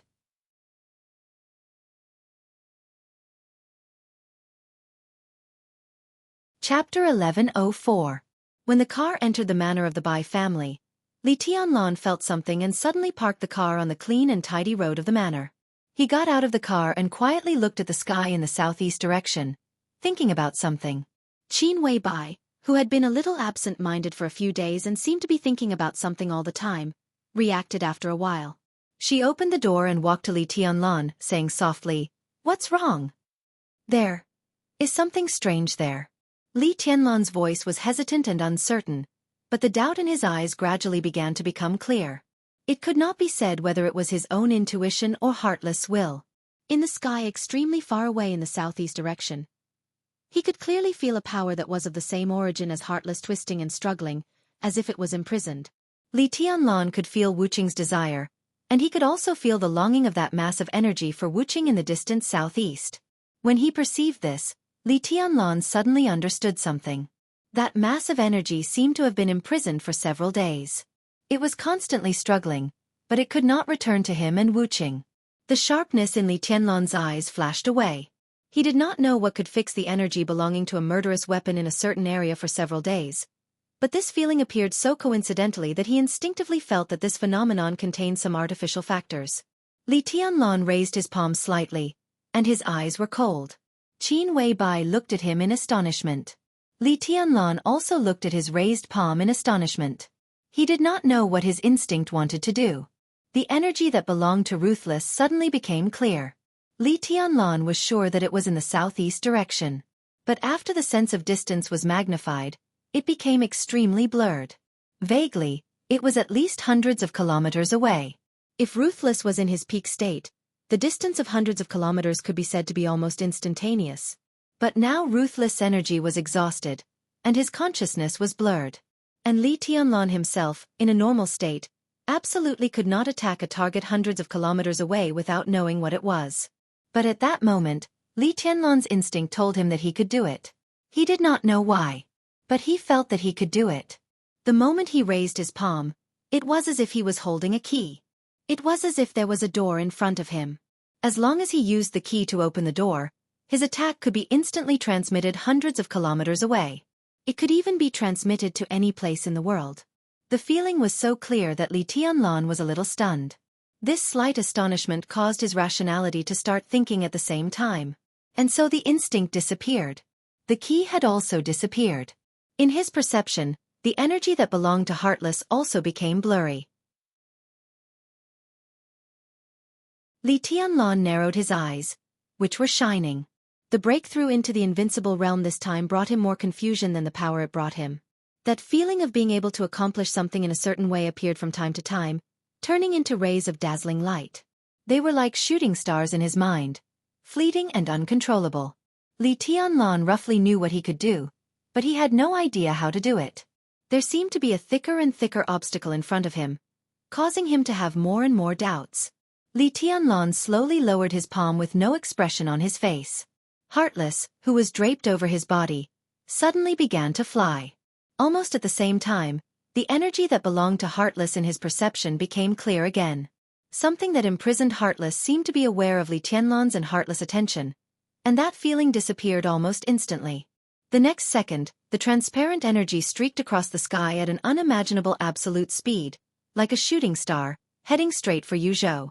Li Tianlan's gaze at the sky only slightly condensed for a moment. A colorful stream of light had already appeared at the end of his line of sight. Excitement, satisfaction, expectation, and a clear will made the energy not hide its whereabouts at all. A rainbow tens of thousands of meters long appeared over Yuzhou. The rainbow continued to spread, and the seemingly small but actually infinite energy hit the black windbreaker on Li Tianlan in the blink of an eye. The windbreaker, which was constantly flying, seemed to be completely quiet for a moment. Li Tianlan stood where he was for a long time without moving. At this moment, he seemed to be temporarily isolated from the world and fell into an almost eternal meditation. At the same time, over the Bohai Strait of Jianghu State, Lin Shi and Wang Xianxia were shrouded in the virtual light curtain made by the apostle. Looking at the direction where heartless energy disappeared, they were silent. The apostle was undoubtedly a little excited. He wanted to say something several times but stopped himself. Finally, he couldn't help but say, "Your Highness, don't think too much." Lin Shi shook his head. "It's meaningless. With Her Highness's ability, even if it's just a wisp of consciousness, it's not something we can resist now. She said she would watch us, so we can't do what she doesn't want us to do." The double pupils in his eyes were constantly condensing and dispersing. As the pupils opened and closed, there seemed to be countless suns, moons, and stars rising and falling. He recalled some conclusions he had just come to when he came into contact with the energy and finally shook his head. In the battle that year, King Wei's injury was too serious. Now is not the time to fuse. "King Wei?" Wang Xianxiao asked, feeling a little strange. From Africa continent to Bohai Sea, when the virtual data spread out, Wang Xianxiao could hardly feel the passage of time, and Wang Xianxiao didn't know what they were going to do here after crossing more than half of the world. In fact, from beginning to end, Wang Xianxiao didn't even see the energy that belonged to Heartless. Lin Shi glanced at Wang Xianxiao and said with a faint smile, "The King Wei I'm talking about is the life metal you've been studying for many years."